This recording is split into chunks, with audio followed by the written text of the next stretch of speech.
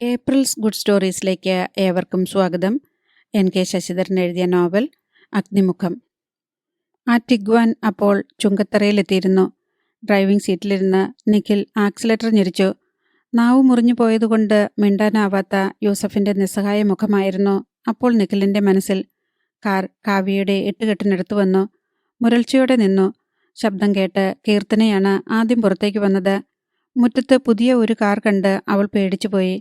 വന്നത് മൈത്രേയനോ ഗൗരിശങ്കറോ ആയിരിക്കുമെന്നാണ് കീർത്തന കരുതിയത്. ഡ്രൈവിംഗ് സീറ്റിൽ നിന്ന് പേ പിടിച്ച പട്ടിയെപ്പോലെയാണ് നിഖിൽ പുറത്തിറങ്ങിയത്. കീർത്തനയുടെ മുന്നിലെത്തി അവൻ അലറി വിളിച്ചു.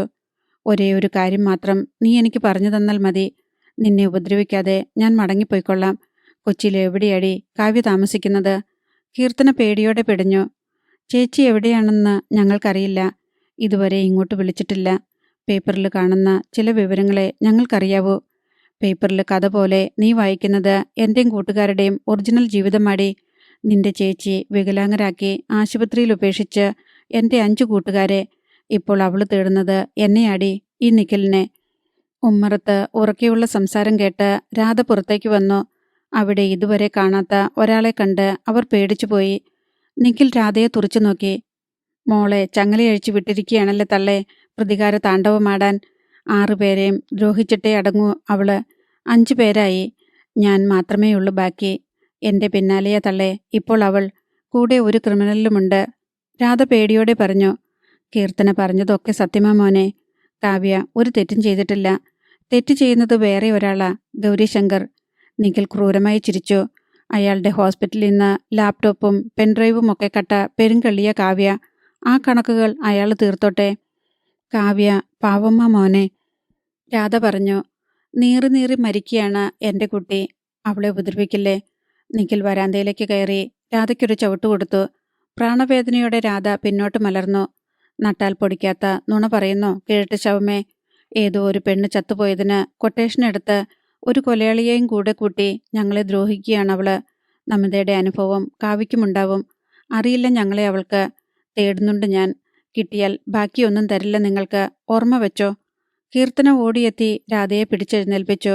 കീർത്തന ദൈന്യതയോടെ നിഖിലിനെ നോക്കി. വല്ലാതെ പേടിച്ചു പോയതുകൊണ്ട് അവൾക്ക് ഒരക്ഷരം പോലും മിണ്ടാനായില്ല. നിഖിൽ കീർത്തനയുടെ തൊട്ടടുത്തേക്ക് വന്നു. ഇനി കാവ്യയെ കിട്ടിയില്ലെങ്കിൽ പകരം നീയുണ്ടല്ലോ ഇവിടെ. എന്തു കിട്ടിയാലും പരസ്പരം പങ്കുവെച്ച് ആസ്വദിച്ച് കഴിക്കുന്നവരാ ഞങ്ങൾ 6 പേരും. തൽക്കാലം അത് പറ്റില്ലല്ലോ. നിന്നെ പൊന്നും പൂവും ചൂടിച്ച് ഒരു ദിവസത്തെ മണവാട്ടിയാക്കാൻ ഇനി ഞാൻ മാത്രമേയുള്ളൂ. സാരമില്ല, ഒരാഴ്ച കഴിഞ്ഞ് നിന്നെ കൂട്ടിക്കൊണ്ടുപോകാൻ ഞാൻ വരും. തയ്യാറായിരിക്കുക. നിഖിൽ തിരിഞ്ഞ് രാധയെ നോക്കി. പറഞ്ഞതൊക്കെ കേട്ടല്ലോ. കാവ്യ എവിടെയുണ്ടെന്ന് ചെറിയ ഒരു സൂചന കിട്ടിയാൽ പോലും വിളിക്കണം ഈ നമ്പറിൽ. നിഖിൽ പോക്കറ്റിൽ നിന്ന് ഫോൺ നമ്പർ പ്രിന്റ് ചെയ്തിട്ടുള്ള ഒരു കാർഡ് എടുത്ത് അവരുടെ മുന്നിലേക്കിട്ടു. കാവ്യയെ കിട്ടിയാൽ ഇഞ്ച പിഴിയും പോലെ പിഴിയും ഞാൻ. എൻ്റെ കൂട്ടുകാരോട് ചെയ്ത ക്രൂരതകൾക്ക് എണ്ണി എണ്ണി മറുപടി പറയിക്കും. ഒടുവിൽ അവളെ ഞാൻ ഗൗരിശങ്കർക്ക് ചുട്ടുതിന്നാൻ ഇട്ടുകൊടുക്കും. ആരും മിണ്ടിയില്ല. രാധ വിവശയായി പിന്നോട്ട് ചാഞ്ഞു. കീർത്തന പേടിയോടെ പിടഞ്ഞു. നിഖിൽ തുടർന്നു. അവസാന കാലത്ത് ഒരു തുള്ളി വെള്ളമെങ്കിലും നാവിലെത്തിച്ചു തരാൻ ഒരു മോളെയെങ്കിലും ബാക്കി വേണമെന്നില്ലേ. കാവ്യയെ കിട്ടില്ല, പക്ഷേ ഇവളെ കിട്ടും. ഞാൻ പറഞ്ഞതുപോലെ ചെറിയൊരു സൂചനയെങ്കിലും തന്നാൽ. നിഖിൽ കീർത്തനയുടെ നേരെ തിരിഞ്ഞു. ഞാൻ കാത്തിരിക്കും മധുരമുള്ള നിന്റെ ഫോൺ കോൾ. ടിഗ്വാൻ 8 കെട്ടിനുള്ളിൽ നിന്ന് പുറത്തേക്ക് ഒഴുകിപ്പോയി. പോലീസ് ക്ലബിൽ ADGP ശ്യാമള നരേന്ദ്രനെ കാത്തിരിക്കുന്നുണ്ടായിരുന്നു. ഗേറ്റിന് മുന്നിൽ അയാളുടെ കാർ വന്നപ്പോൾ തന്നെ പത്ര റിപ്പോർട്ടർമാരും ചാനൽ പ്രവർത്തകരും വളഞ്ഞു. ഫ്ലാഷുകൾ മിന്നി. വീഡിയോ ക്യാമറകളും പ്രവർത്തിച്ചു. ചുറ്റും DSNG വാനുകളുണ്ടായിരുന്നു. ഒട്ടേറെ മൈക്കുകൾ നരേന്ദ്രന്റെ മുഖത്തിന് നേരെ നീണ്ടു. എല്ലാവർക്കും ചോദിക്കാനുണ്ടായിരുന്നത് ഒരേയൊരു ചോദ്യം: ആരാണ് ആ ക്രിമിനൽ? എല്ലാവരെയും നോക്കി പുഞ്ചിരിച്ചുകൊണ്ട് നരേന്ദ്രൻ പറഞ്ഞു. നിങ്ങൾക്ക് വേണ്ടത് ഒരു ബ്രേക്കിംഗ് ന്യൂസ് അല്ലേ? 15 മിനിറ്റിനുള്ളിൽ ഞങ്ങളത് ബ്രീഫ് ചെയ്യും. വെയിറ്റ് ചെയ്തോളൂ. I will be back soon. നരേന്ദ്രന്റെ കാർ അകത്തേക്ക് കടന്നപ്പോൾ പോലീസുകാർ ഗേറ്റടച്ചു. സൂം ചെയ്ത ക്യാമറകൾ നരേന്ദ്രന്റെ പിന്നാലെ ഉണ്ടായിരുന്നു. വാതിൽ തുറന്നടഞ്ഞു. ഹൃദ്യമായ ചിരിയോടെയാണ് ADGP ശ്യാമള നരേന്ദ്രനെ സ്വീകരിച്ചത്. അതുവരെയുണ്ടായ സംഭവങ്ങൾ മുഴുവൻ നരേന്ദ്രൻ ചുരുങ്ങിയ വാക്കുകളിൽ ശ്യാമളയെ അറിയിച്ചു. എല്ലാം കേട്ട് കഴിഞ്ഞപ്പോൾ ശ്യാമള പറഞ്ഞു. ഒരൊറ്റ കാര്യം മാത്രമേ എനിക്ക് പറയാനുള്ളൂ. നരേന്ദ്രൻ അത് ശ്രദ്ധിച്ചു. നിഖിൽ കുറ്റവാളിയായിരിക്കാം. എന്നാലും അവനെ അരവിന്ദാക്ഷന് വിട്ടുകൊടുക്കരുത്. നമുക്ക് വേണം അവനെ. പോലീസിന്റെ മാനം കാക്കാനും സ്ത്രീ പീഡനത്തിനുള്ള ഏറ്റവും വലിയ ശിക്ഷ അവന് വാങ്ങിക്കൊടുക്കാനും. നരേന്ദ്രൻ പറഞ്ഞു. അച്ചടക്കമുള്ള നല്ലൊരു പട്ടാളക്കാരനായിരുന്നു ഈ അരവിന്ദാക്ഷൻ. നാട്ടിലെ കൊടുങ്കാര്യസ്ഥതയും അഴിമതിയും ഒക്കെ കൊണ്ട് ഒരുപാട് അസ്വസ്ഥമായിരുന്നു അയാളുടെ മനസ്സ്. അതിനിടയിലാണ് നമിതയുടെ റേപ്പും മർഡറും സംഭവിക്കുന്നത്. അവളോടുള്ള അമിതമായ വാത്സല്യവും സ്നേഹവുമാണ് ഈ രീതിയിൽ പ്രതികരിക്കാൻ അയാളെ പ്രേരിപ്പിച്ചത്. ഇപ്പോൾ അയാളുടെ മനസ്സിൽ നിഖിൽ മാത്രമേ ഉണ്ടാവൂ. ADGP ശ്യാമള ചോദിച്ചു. Then what is your next move? കുറ്റവാളി അരവിന്ദാക്ഷനാണെന്ന വിവരം ഉടനെ പുറത്തുവിടണം. പോലീസിനോടൊപ്പം നാട്ടുകാരും ഇനി അയാളെ തേടട്ടെ. ആത്മവിശ്വാസത്തോടെ നരേന്ദ്രൻ പറഞ്ഞു. ഓക്കെ മിസ്റ്റർ നരേന്ദ്രൻ, അതുതന്നെയാണ് ശരിയായ വഴി. പ്രൊസീഡ്. 20 മിനിറ്റ് വേണ്ടി വന്നുള്ളൂ അനന്തകൃഷ്ണന് ഹരിശാന്തന്റെ വീട്ടിൽ നിന്ന് അരവിന്ദാക്ഷന്റെ ഒരു ഫോട്ടോ കണ്ടെത്താൻ. ഫോട്ടോ കൊടുക്കാൻ ഹരിശാന്ത് തയ്യാറായില്ല. ബലമായി അനന്തകൃഷ്ണൻ പിടിച്ചെടുക്കുകയായിരുന്നു. പിന്നെ കണ്ണടച്ചു തുറക്കുന്ന വേഗത്തിലാണ് എല്ലാം നടന്നത്. ലൈവായി നരേന്ദ്രൻ ന്യൂസ് ചാനലുകളിൽ നിറഞ്ഞു. അർത്ഥശങ്കയ്ക്കിടയില്ലാത്ത വിധം അയാൾ കാര്യങ്ങൾ വിശദീകരിച്ചു. അനുബന്ധമായി അരവിന്ദാക്ഷന്റെ ഫോട്ടോ, പിന്നെ അയാൾ ഉപയോഗിച്ചിരുന്ന ഓട്ടോമാറ്റിക് വുഡ് കട്ടർ, പിന്നെ പോലീസിന്റെ മുന്നറിയിപ്പ്. റെനോ കിഡിലോ ടാറ്റ സിയറയിലോ ആയിരിക്കും ഈ ക്രിമിനലിന്റെ യാത്ര. ഇപ്പോൾ അയാൾ പിന്തുടരുന്നത് എക്സ് ഹോം മിനിസ്റ്റർ വിശ്വനാഥന്റെ മകനായ നിഖിലിനെയാണ്. നിഖിൽ ഡ്രൈവ് ചെയ്യുന്നത് ഇളം നീലനിറമുള്ള ടിഗ്വാൻ കാറാണ്. ഈ 2 പേരിൽ ആരെ കണ്ടാലും ഉടൻ അടുത്തുള്ള പോലീസ് സ്റ്റേഷനിലോ താഴെ കൊടുത്തിട്ടുള്ള ഫോൺ നമ്പറുകളിലോ വിവരമറിയിക്കണം. നമ്പർ. പറവൂർ കവലയിലുള്ള ജോഷിയുടെ ഫ്ളാറ്റിൽ പതിവ് പോലെ ഗ്ലാസുകൾ നിറഞ്ഞൊഴിഞ്ഞു. പുതിയ കുപ്പികൾ തുറന്നു. തുടരെ ഗ്ലാസുകൾ കാലിയാക്കിക്കൊണ്ട് ജോഷി ഗർജിച്ചു. ജീവിതത്തിൽ ആദ്യമായി ഈ ജോഷി അലോഷ്യസ് തോറ്റുപോയി. അത് ഞാനിട്ടിരിക്കുന്ന അതേ കാക്കിയിട്ട ഒരു നായിൻ്റെ മോൻ്റെ മുൻപിൽ. ആരും അയാളെ ആശ്വസിപ്പിച്ചില്ല. എങ്കിലും ദർശൻ പറഞ്ഞു, അയാൾ കുറ്റപത്രം തയ്യാറാക്കി ADGPക്ക് കൊടുത്തിട്ടുണ്ടാവും. ഇനി നമുക്കൊരിക്കലും കാക്കിയിടാൻ പറ്റിയെന്ന് വരില്ല. കയ്യിലിരുന്ന ഗ്ലാസ്സിൽ നിന്ന് മദ്യം സിപ്പ് ചെയ്തുകൊണ്ട് മനോഹരൻ പറഞ്ഞു. ഞാനിവിടെ വന്നത് നരേന്ദ്രന്റെ അപദാനം കേൾക്കാൻ വേണ്ടിയിട്ടല്ല. നമ്മുടെ മക്കളെ വികലാംഗരാക്കിയവൻ ഇപ്പോഴും ജീവനോടെയുണ്ട്. പോലീസ് പിടിച്ചാൽ ചിലപ്പോൾ അവനെ പട്ടും വളയും നൽകി ആദരിച്ചൊന്നു വരും. അതുണ്ടാവരുത്. ആ നായിൻ്റെ മോനെ എന്തു ചെയ്യണമെന്ന് ആലോചിക്ക് ആദ്യം. അവനിപ്പോൾ എൻ്റെ മകൻ നിഖിലിനെ തേടിക്കൊണ്ടിരിക്കുകയാ. കിട്ടിയാൽ അവനെയും ആ ക്രിമിനൽ. വിശ്വനാഥൻ പറഞ്ഞു. കൂട്ടുകാരെ, ദാമോദരൻ എല്ലാവരെയും മാറി മാറി നോക്കി. നമ്മുടെയൊക്കെ മനസ്സിൽ പകയുടെ തീയുണ്ട്. എന്നാലും പകരത്തിനു പകരം എന്ന നിലപാട് തൽക്കാലം വേണ്ട. അരവിന്ദാക്ഷനെ ഈ നാട്ടിലെ നിയമം ശിക്ഷിക്കട്ടെ. മനോഹരൻ പുച്ഛിച്ചു ചിരിച്ചു. തൻ്റെ മോന് നഷ്ടപ്പെട്ടത് ഒരു കാലും കൈയും മാത്രമാണ്. യൂസഫിനോ? ഉമ്മച്ചി പോയി. ഇക്ബാലിനെ കാണാനില്ല. മെഡിക്കൽ കോളേജിൽ കൂട്ടിരിക്കാൻ പോലും ആരുമില്ല അവന്. പിന്നെ ജെയിംസ്, അവൻ്റെ മമ്മി മെൻ്റലായില്ലേ? എൻ്റെ സൗദാമിനിയും ആ ഷോക്കിൽ നിന്ന് പൂർണ്ണമായും പുറത്തു വന്നിട്ടില്ല. നമ്മുടെ മക്കളുടെ ജീവിതം തകർത്ത ആ പിശാചിനെ വെറുതെ വിടാൻ പറയില്ലേ ദാമോദര? ജോഷിയും ദർശനും മനോഹരൻ പറഞ്ഞത് ശരിവെച്ചു. വിശ്വനാഥൻ പറഞ്ഞു. ദാമോദരൻ പറഞ്ഞതാ ശരി. അയാളെ കണ്ടുപിടിച്ചത് നരേന്ദ്രനല്ലേ? അയാൾ തന്നെ അരവിന്ദാക്ഷനെ കോടതിയിലെത്തിക്കട്ടെ. ജോഷിക്ക് ദേഷ്യം വന്നു. വിശുദ്ധന്മാർ 2 പേരും പോയി സന്യസിക്ക്. അല്ലെങ്കിൽ ഏതെങ്കിലും രൂപക്കൂട്ടിൽ കയറിയിരിക്ക്. 2 നല്ല സ്കോപ്പാ. ഞങ്ങൾ ഏതായാലും ഈ ജീവിതം ഇങ്ങനെ ജീവിച്ചു തീർത്തോളാം. വിശ്വനാഥൻ എഴുന്നേറ്റു. എന്തിനും ഏതിനും കൂടെ നിന്നവനാണ് ഞാൻ. എന്നിട്ടും നിങ്ങൾ എന്നോട് നെറുകേട് കാണിച്ചു. മറന്നിട്ടില്ലല്ലോ ആ 50 ലക്ഷം? ഭ്രാന്ത് പിടിച്ചതുപോലെ ജോഷി ചിരിച്ചു. അത് എൻ്റെ എല്ലാ അവയവങ്ങളും യഥാസ്ഥാനത്തുണ്ടാവാൻ വേണ്ടി നേർച്ചക്കുറ്റിയിലിട്ടുവെന്ന് കരുതിയാൽ മതി. പല്ലുകൾ ഞെരിച്ചുകൊണ്ടാണ് വിശ്വനാഥൻ അതിന് മറുപടി പറഞ്ഞത്. എൻ്റെ മോനും നിങ്ങളുടെ മക്കളെപ്പോലെ ആയാൽ സന്തോഷമാവുമെന്ന് പറയാതെ പറഞ്ഞല്ലോ. നന്നായി. ആ 50 ലക്ഷം നേർച്ചക്കുറ്റിയിലിടുന്നില്ല. ജെയിംസിന് കൃത്രിമ കാലുകൾ വാങ്ങാൻ അതുപകരിക്കട്ടെ. വിശ്വനാഥനോടൊപ്പം ദാമോദരനും ഫ്ളാറ്റിൽ നിന്നിറങ്ങി. ജോഷി പുതിയ ഒരു മദ്യക്കുപ്പി തുറന്നു. മദ്യം ഗ്ലാസുകളിലേക്ക് പകർന്നുകൊണ്ട് ജോഷി പറഞ്ഞു. നമ്മളെ തോൽപ്പിച്ചിട്ട് ആ പോലീസ് പട്ടി ജയിക്കണ്ട. ഒരു തവണ തോറ്റെന്ന് കരുതി അണലി രഘു പിന്മാറില്ല. ദർശ, വിളിക്കവനെ. ഒരു കൊട്ടേഷനല്ല, 2 എണ്ണം. നരേന്ദ്രൻ മാത്രമല്ല, അരവിന്ദാക്ഷനും ചത്തുമലച്ച് മോർച്ചറിൽ കിടക്കണം. യൂണിഫോം ഇട്ട് പഴയ പോലെ DYSP ആയി അവിടെ എത്തി ആ നരേന്ദ്രന് അവസാനത്തെ സല്യൂട്ട് കൊടുക്കണം. പിന്നെ എനിക്കായി നിശ്ചയിച്ചു വച്ചിട്ടുള്ള ശവഘോഷയാത്ര അവന്. തീ പിടിച്ചതുപോലെ ജോഷിയുടെ കണ്ണുകൾ തിളങ്ങി. റൂറൽ SP നരേന്ദ്രൻ അപ്പോൾ SP ഓഫീസിലായിരുന്നു. വിശ്രമമില്ലാതെ ഫോൺ ശബ്ദിച്ചു. കൺട്രോൾ റൂമിലും തിരക്കായിരുന്നു. മെസ്സേജുകളും പ്രവഹിച്ചു. ചാനലിൽ വന്ന വാർത്ത ഒട്ടും പ്രതീക്ഷിക്കാത്ത റെസ്പോൺസുകൾക്ക് വഴിയൊരുക്കി. നിഖിലിൻ്റെ ടിഗ്വാൻ കണ്ടുവെന്ന് പറഞ്ഞ് തൃശ്ശൂരിൽ നിന്ന് കോളുകളെത്തി. പിന്നെ ചാലക്കുടി, അങ്കമാലി. പക്ഷേ ആർക്കും ആ കാർ തടയാനായില്ല. പോലീസ് വാഹനങ്ങൾ പിന്തുടർന്നെങ്കിലും ആക്സിലേറ്റർ ഞെരിച്ച് നിഖിൽ അവരെ ഒരുപാട് പിന്നിലാക്കി. പിന്നെ മെസ്സേജ് വന്നത് എറണാകുളത്ത് നിന്ന്. റെനോ കിഡ് ഒരുപാട് പേർ കണ്ടിട്ടുണ്ട്. ഏറ്റവും പുതിയ വിവരം കിട്ടിയത് റെയിൽവേ സ്റ്റേഷനിലെ കാർ പാർക്കിങ്ങിൽ നിന്ന്. റെനോ കിഡ് അവിടെയുണ്ട്. അധികം വൈകാതെ ഒരു വർക്ക്ഷോപ്പിൽ നിന്ന് ടാറ്റ സിയറയും കിട്ടി. നിഖിൽ ഒരു യാത്രയിലാണ്. അരവിന്ദാക്ഷനോ? അയാളെപ്പറ്റി ഒരു വിവരവും കിട്ടിയില്ല. ഇനി വീട്ടിലേക്ക് വരാനിടയില്ല. പരിചയമുള്ള ഒരു സ്ഥലത്തും അഭയം കിട്ടില്ല. ഹോട്ടലുകളിലും താമസിക്കാനാവില്ല. എന്നാലും ഒരു കാര്യം ഉറപ്പ്, രാത്രിയാവാൻ അയാൾ കാത്തിരിക്കുകയാണ്. നിഖിൽ വീട്ടിലെത്തിയാലും അരവിന്ദാക്ഷനുണ്ടാവും പിന്നിൽ. പെട്ടെന്ന് ഡോറിൽ നേർത്ത മുട്ടുകേട്ടു. നരേന്ദ്രൻ തലയുയർത്തി. യെസ്, അനന്തകൃഷ്ണനാണ് കടന്നു വന്നത്.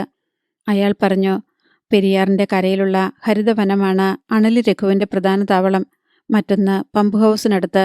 റെയിൽപാളത്തിൽ നിന്ന് പുഴയിലേക്ക് ഇറങ്ങുമ്പോൾ ഒരു റിമോട്ട് പ്ലേസാണത്. മയക്കുമരുന്ന് ഉപയോഗിക്കുന്നവർ മാത്രമേ ആ സമയത്ത് അവിടെ ഉണ്ടാവൂ. നരേന്ദ്രൻ പുഞ്ചിരിച്ചു. നവാസ് ആഗ്രഹിച്ച ഒരു ഓപ്പറേഷനാണത്. Clean city. അവനു വേണ്ടി ഈ രാത്രി നമ്മളത് പ്ലാൻ ചെയ്യുന്നു. നരേന്ദ്രൻ മേശവലിപ്പ് തുറന്നു. സുരക്ഷിതമായ അറയിൽ നിന്ന് അയാൾ ജെൻസൺ ഹാൻഡ് ഓവർ ചെയ്ത പെൻഡ്രൈവ് എടുത്ത് അനന്തകൃഷ്ണന് നീട്ടി. ഗൗരീശങ്കറിൻ്റെ ജാതകമാണ്. മരണം പോലും അവന് കുറഞ്ഞ ശിക്ഷയാകൂ. കണ്ടു നോക്ക്. Really shocking. പെൻഡ്രൈവ് വാങ്ങുമ്പോൾ അനന്തകൃഷ്ണൻ്റെ കൈ ചെറുതായി വിറച്ചു. അയാളത് സിസ്റ്റത്തിൽ കണക്ട് ചെയ്തു. നിമിഷങ്ങൾ അവിടെ നടുങ്ങി നിന്നു. അധ്യായം 31. സിസ്റ്റം ഓണായി. വലിഞ്ഞു മുറുകിയ മുഖത്തോടെയാണ് അനന്തകൃഷ്ണൻ മോണിറ്ററിലേക്ക് നോക്കിയത്. നരേന്ദ്രൻ്റെ മുഖം ശാന്തമായിരുന്നു. പെൻഡ്രൈവിലെ ദൃശ്യങ്ങൾ മുഴുവൻ അയാൾ കണ്ടിരുന്നു. എന്നിട്ടും അനന്തകൃഷ്ണന് ചെറിയൊരു സൂചന പോലും നൽകിയില്ല. മോണിറ്ററിൽ ആദ്യം തെളിഞ്ഞത് ഒരു ലിഫ്റ്റാണ്. -1 എന്നാണതിൽ രേഖപ്പെടുത്തിയിരുന്നത്. ദൃശ്യങ്ങൾക്ക് വ്യക്തത കുറവായിരുന്നെങ്കിലും ശ്രദ്ധാപൂർവ്വം നിരീക്ഷിച്ചാൽ എല്ലാം കാണാനും കേൾക്കാനും കഴിയുമെന്ന് അനന്തകൃഷ്ണന് മനസ്സിലായി. ലിഫ്റ്റ് ഇറങ്ങിച്ചെല്ലുന്നത് ഇരുണ്ട ഒരു ഇടനാഴിയിലേക്കാണ്. അവിടെ 2 സെക്യൂരിറ്റി ഗാർഡ്. അയാളുടെ പരിശോധന കഴിഞ്ഞ് മുന്നോട്ട് പോകാനാവൂ. ഒരു രഹസ്യ കാർഡ് പഞ്ച് ചെയ്താൽ ഡോർ തുറക്കും. നരകത്തിലേക്കുള്ള വാതിൽ പോലെ. കാൽ വയ്ക്കുന്നത് മിനുസമായ ഫ്ലോറിലേക്കാണ്. അകത്ത് കടന്നു കഴിഞ്ഞാൽ ഡോർ അടയും. മുന്നിൽ കാണുന്നത് ഒരു പരീക്ഷണശാലയാണ്. കണ്ണുകൾ മാത്രം പുറത്തു കാണാവുന്ന വിധത്തിൽ വസ്ത്രം ധരിച്ച ചിലരെ കാണാം. ആ ലാബ് കണ്ണടച്ച് തുറക്കുന്നതിനിടയിൽ ഒരു ഓപ്പറേഷൻ തിയേറ്ററായി മാറി. ചുവര് പിളർന്നെന്ന പോലെ ഒരു സ്ട്രെച്ചർ അങ്ങോട്ട് ഉരുണ്ടുവന്നു. അതിൽ പാതി ജീവനോടെയുള്ള ഒരു പുരുഷനുണ്ടായിരുന്നു. ഭീതിയോടെ, അതിലേറെ ദൈന്യതയോടെ അയാൾ അവിടെയുണ്ടായിരുന്നവരെ നോക്കി. എന്തോ സംസാരിക്കാൻ ശ്രമിച്ചെങ്കിലും മുഖത്ത് മാസ്ക് ഉണ്ടായിരുന്നതിനാൽ ശബ്ദം പുറത്തു വന്നില്ല. പിന്നെ നടന്നത് മനുഷ്യ മനസാക്ഷിയെ നടുക്കുന്ന സംഭവങ്ങൾ. ആരോ കൈത്തണ്ടയിൽ ഒരു മെഡിസിൻ ഇൻജെക്റ്റ് ചെയ്തു.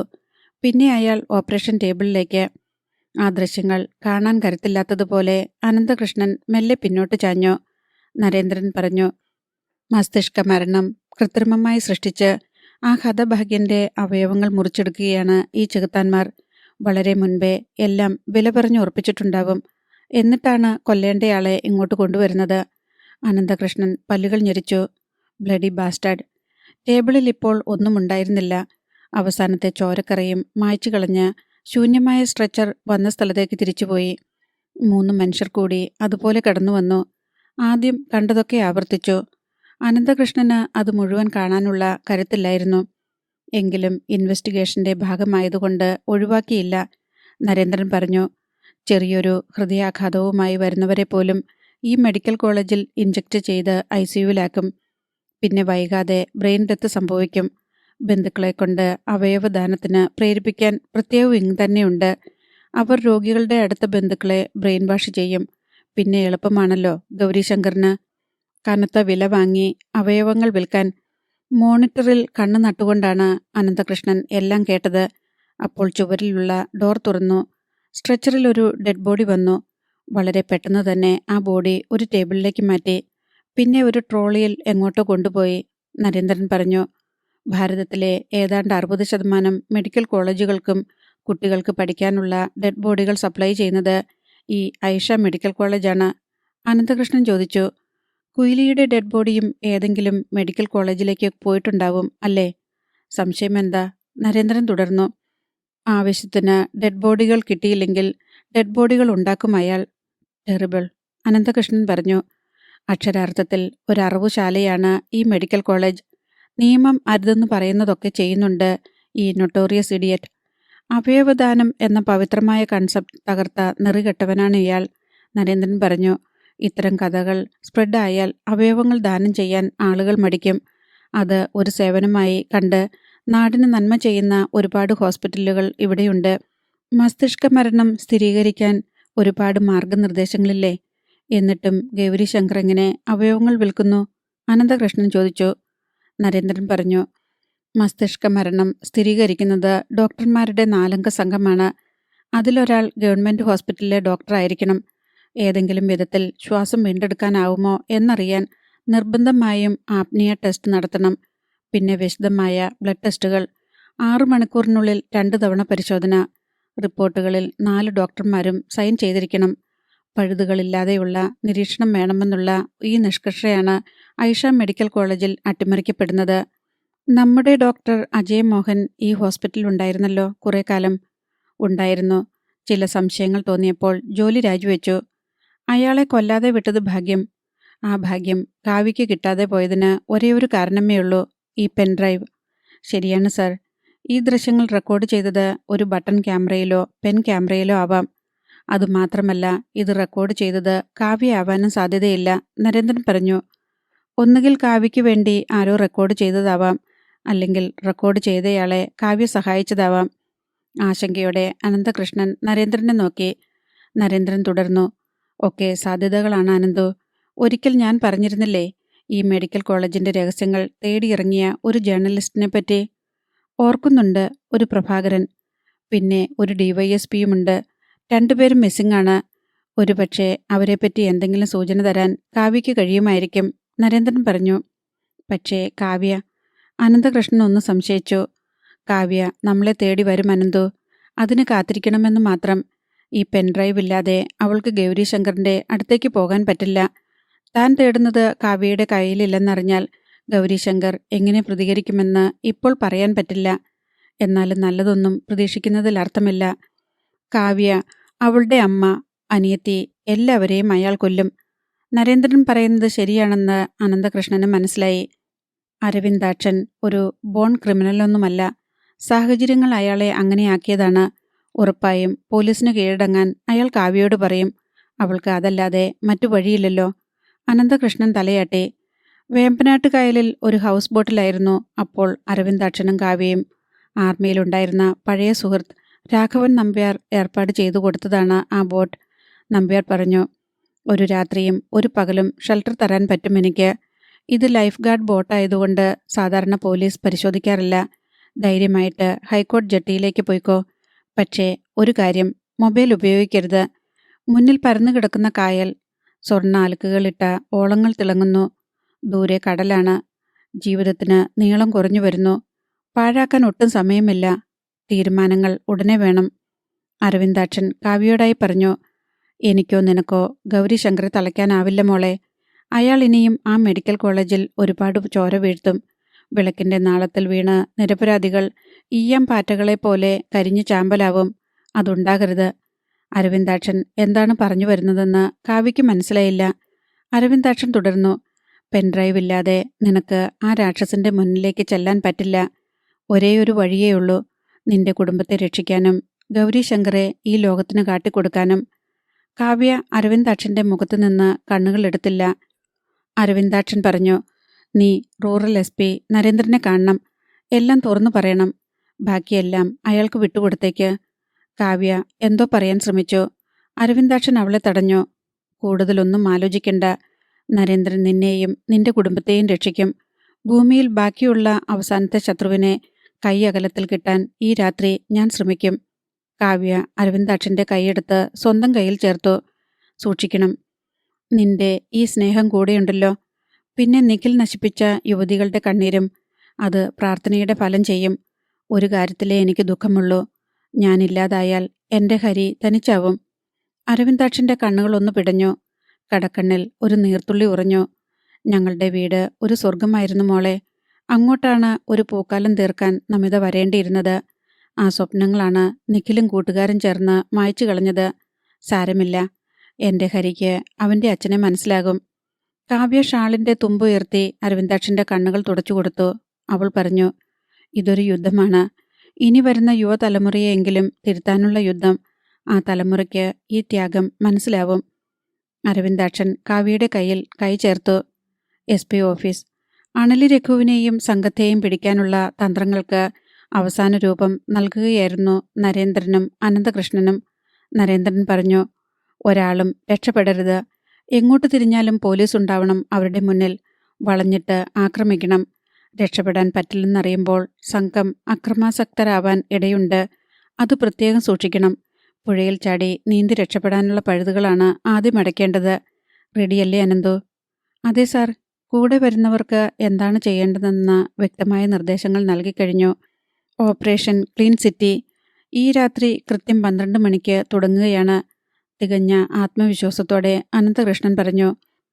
ശത്രുക്കൾ പ്രബലരാണ്. ഏത് ആയുധവും ഉപയോഗിക്കും. ഇരുട്ടിൽ നിന്നൊരു വടിവാൾ ഏത് നിമിഷവും നെഞ്ചിൽ തുളഞ്ഞു കയറും.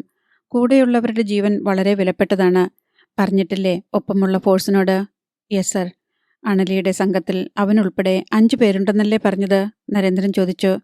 അതെ സാർ. കമാൽ, കിച്ചു, റോഷൻ, അപ്പുക്കിളി, അങ്ങനെ 4 പേർ. പിന്നെ അണലി. നരേന്ദ്രൻ മൂളി. കുറേ കാലം മുംബൈയിലായിരുന്നു കമാൽ. ചോട്ടരാജൻ്റെ കൂടെ ദാവൂദ് ഇബ്രാഹിമിൻ്റെ ടീമിലുമുണ്ടായിരുന്നു എന്ന ഇൻഫർമേഷനുണ്ട്. ഒരു കേസിൽ പിടിയിലായി കോടതിയിലേക്ക് പോകുമ്പോൾ കൂടെയുണ്ടായിരുന്ന 2 പോലീസുകാരെ വിലങ്ങിട്ട കൈകൾ കൊണ്ട് അടിച്ചു കൊന്നിട്ട് മുങ്ങിയതാണ് കിച്ചു. പിന്നെ പൊങ്ങിയത് അണലിയുടെ മാളത്തിൽ. ഇക്കൂട്ടത്തിൽ ശ്രീലങ്കൻ ബന്ധമുള്ളത് ആർക്കാണ് അനന്തു? നരേന്ദ്രൻ ചോദിച്ചു. അത് റോഷന്. അവൻ ഒരുപാട് കാലം ശ്രീലങ്കയിലായിരുന്നു. LTTEയുടെ കൂടെ. പ്രഭാകരൻ കൊല്ലപ്പെട്ടിട്ടും 4-5 കൊല്ലം അവിടെ തുടർന്നു. നെൽക്കക്കള്ളിയില്ലാതെ വന്നപ്പോൾ ഇന്ത്യയിലേക്ക്, പിന്നെ കേരളം. അണലി രഘു റോഷനെ 2 കൈ നീട്ടി സ്വീകരിച്ചു.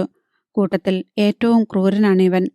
ഇവരൊക്കെയാണ് യഥാർത്ഥത്തിൽ ബോൺ ക്രിമിനൽസ്. നരേന്ദ്രൻ പറഞ്ഞു. ഒരിക്കലും തിരുത്താൻ പറ്റാത്ത ഇത്തരം ഗുണ്ടകളാണ് നാടിൻ്റെ ശാപം. ഒരു പ്രൈവറ്റ് ബസ്സിലെ കിളിയായിരുന്നു സാർ അപ്പു. അവൻ ആദ്യം കൊന്നത് ആ ബസ്സിൻ്റെ മുതലാളിയെ തന്നെ. അതോടെ അപ്പുക്കിളിയായി. അവനെ സ്വീകരിക്കാൻ രഘു ഉണ്ടായിരുന്നു. അതോടെ സംഘത്തിന് കരുത്തുകൂടി. കൊട്ടേഷന് റേറ്റും. ഈ 5 പേരെയും ഒതുക്കാൻ കഴിഞ്ഞാൽ ഈ ടൗൺ ഏതാണ്ട് ക്ലീനാവും. പിന്നെ ചില്ലറ മോഷണവും അടിപിടിയുമായി നടക്കുന്ന ചില 4-കിട ഗുണ്ടകൾ മാത്രമേ കാണൂ. നരേന്ദ്രൻ പറഞ്ഞു. എന്തോ ഓർത്തതുപോലെ അനന്തകൃഷ്ണൻ പറഞ്ഞു. ഷൈനു വിളിച്ചിരുന്നു സാർ. മിക്കവാറും ഒരാഴ്ചയ്ക്കുള്ളിൽ നവാസിനെ ഡിസ്ചാർജ് ചെയ്യാൻ പറ്റും. നരേന്ദ്രൻ പുഞ്ചിരിച്ചു. അവനുള്ള സമ്മാനമാവട്ടെ നമ്മുടെ ഈ ക്ലീൻ സിറ്റി ഓപ്പറേഷൻ.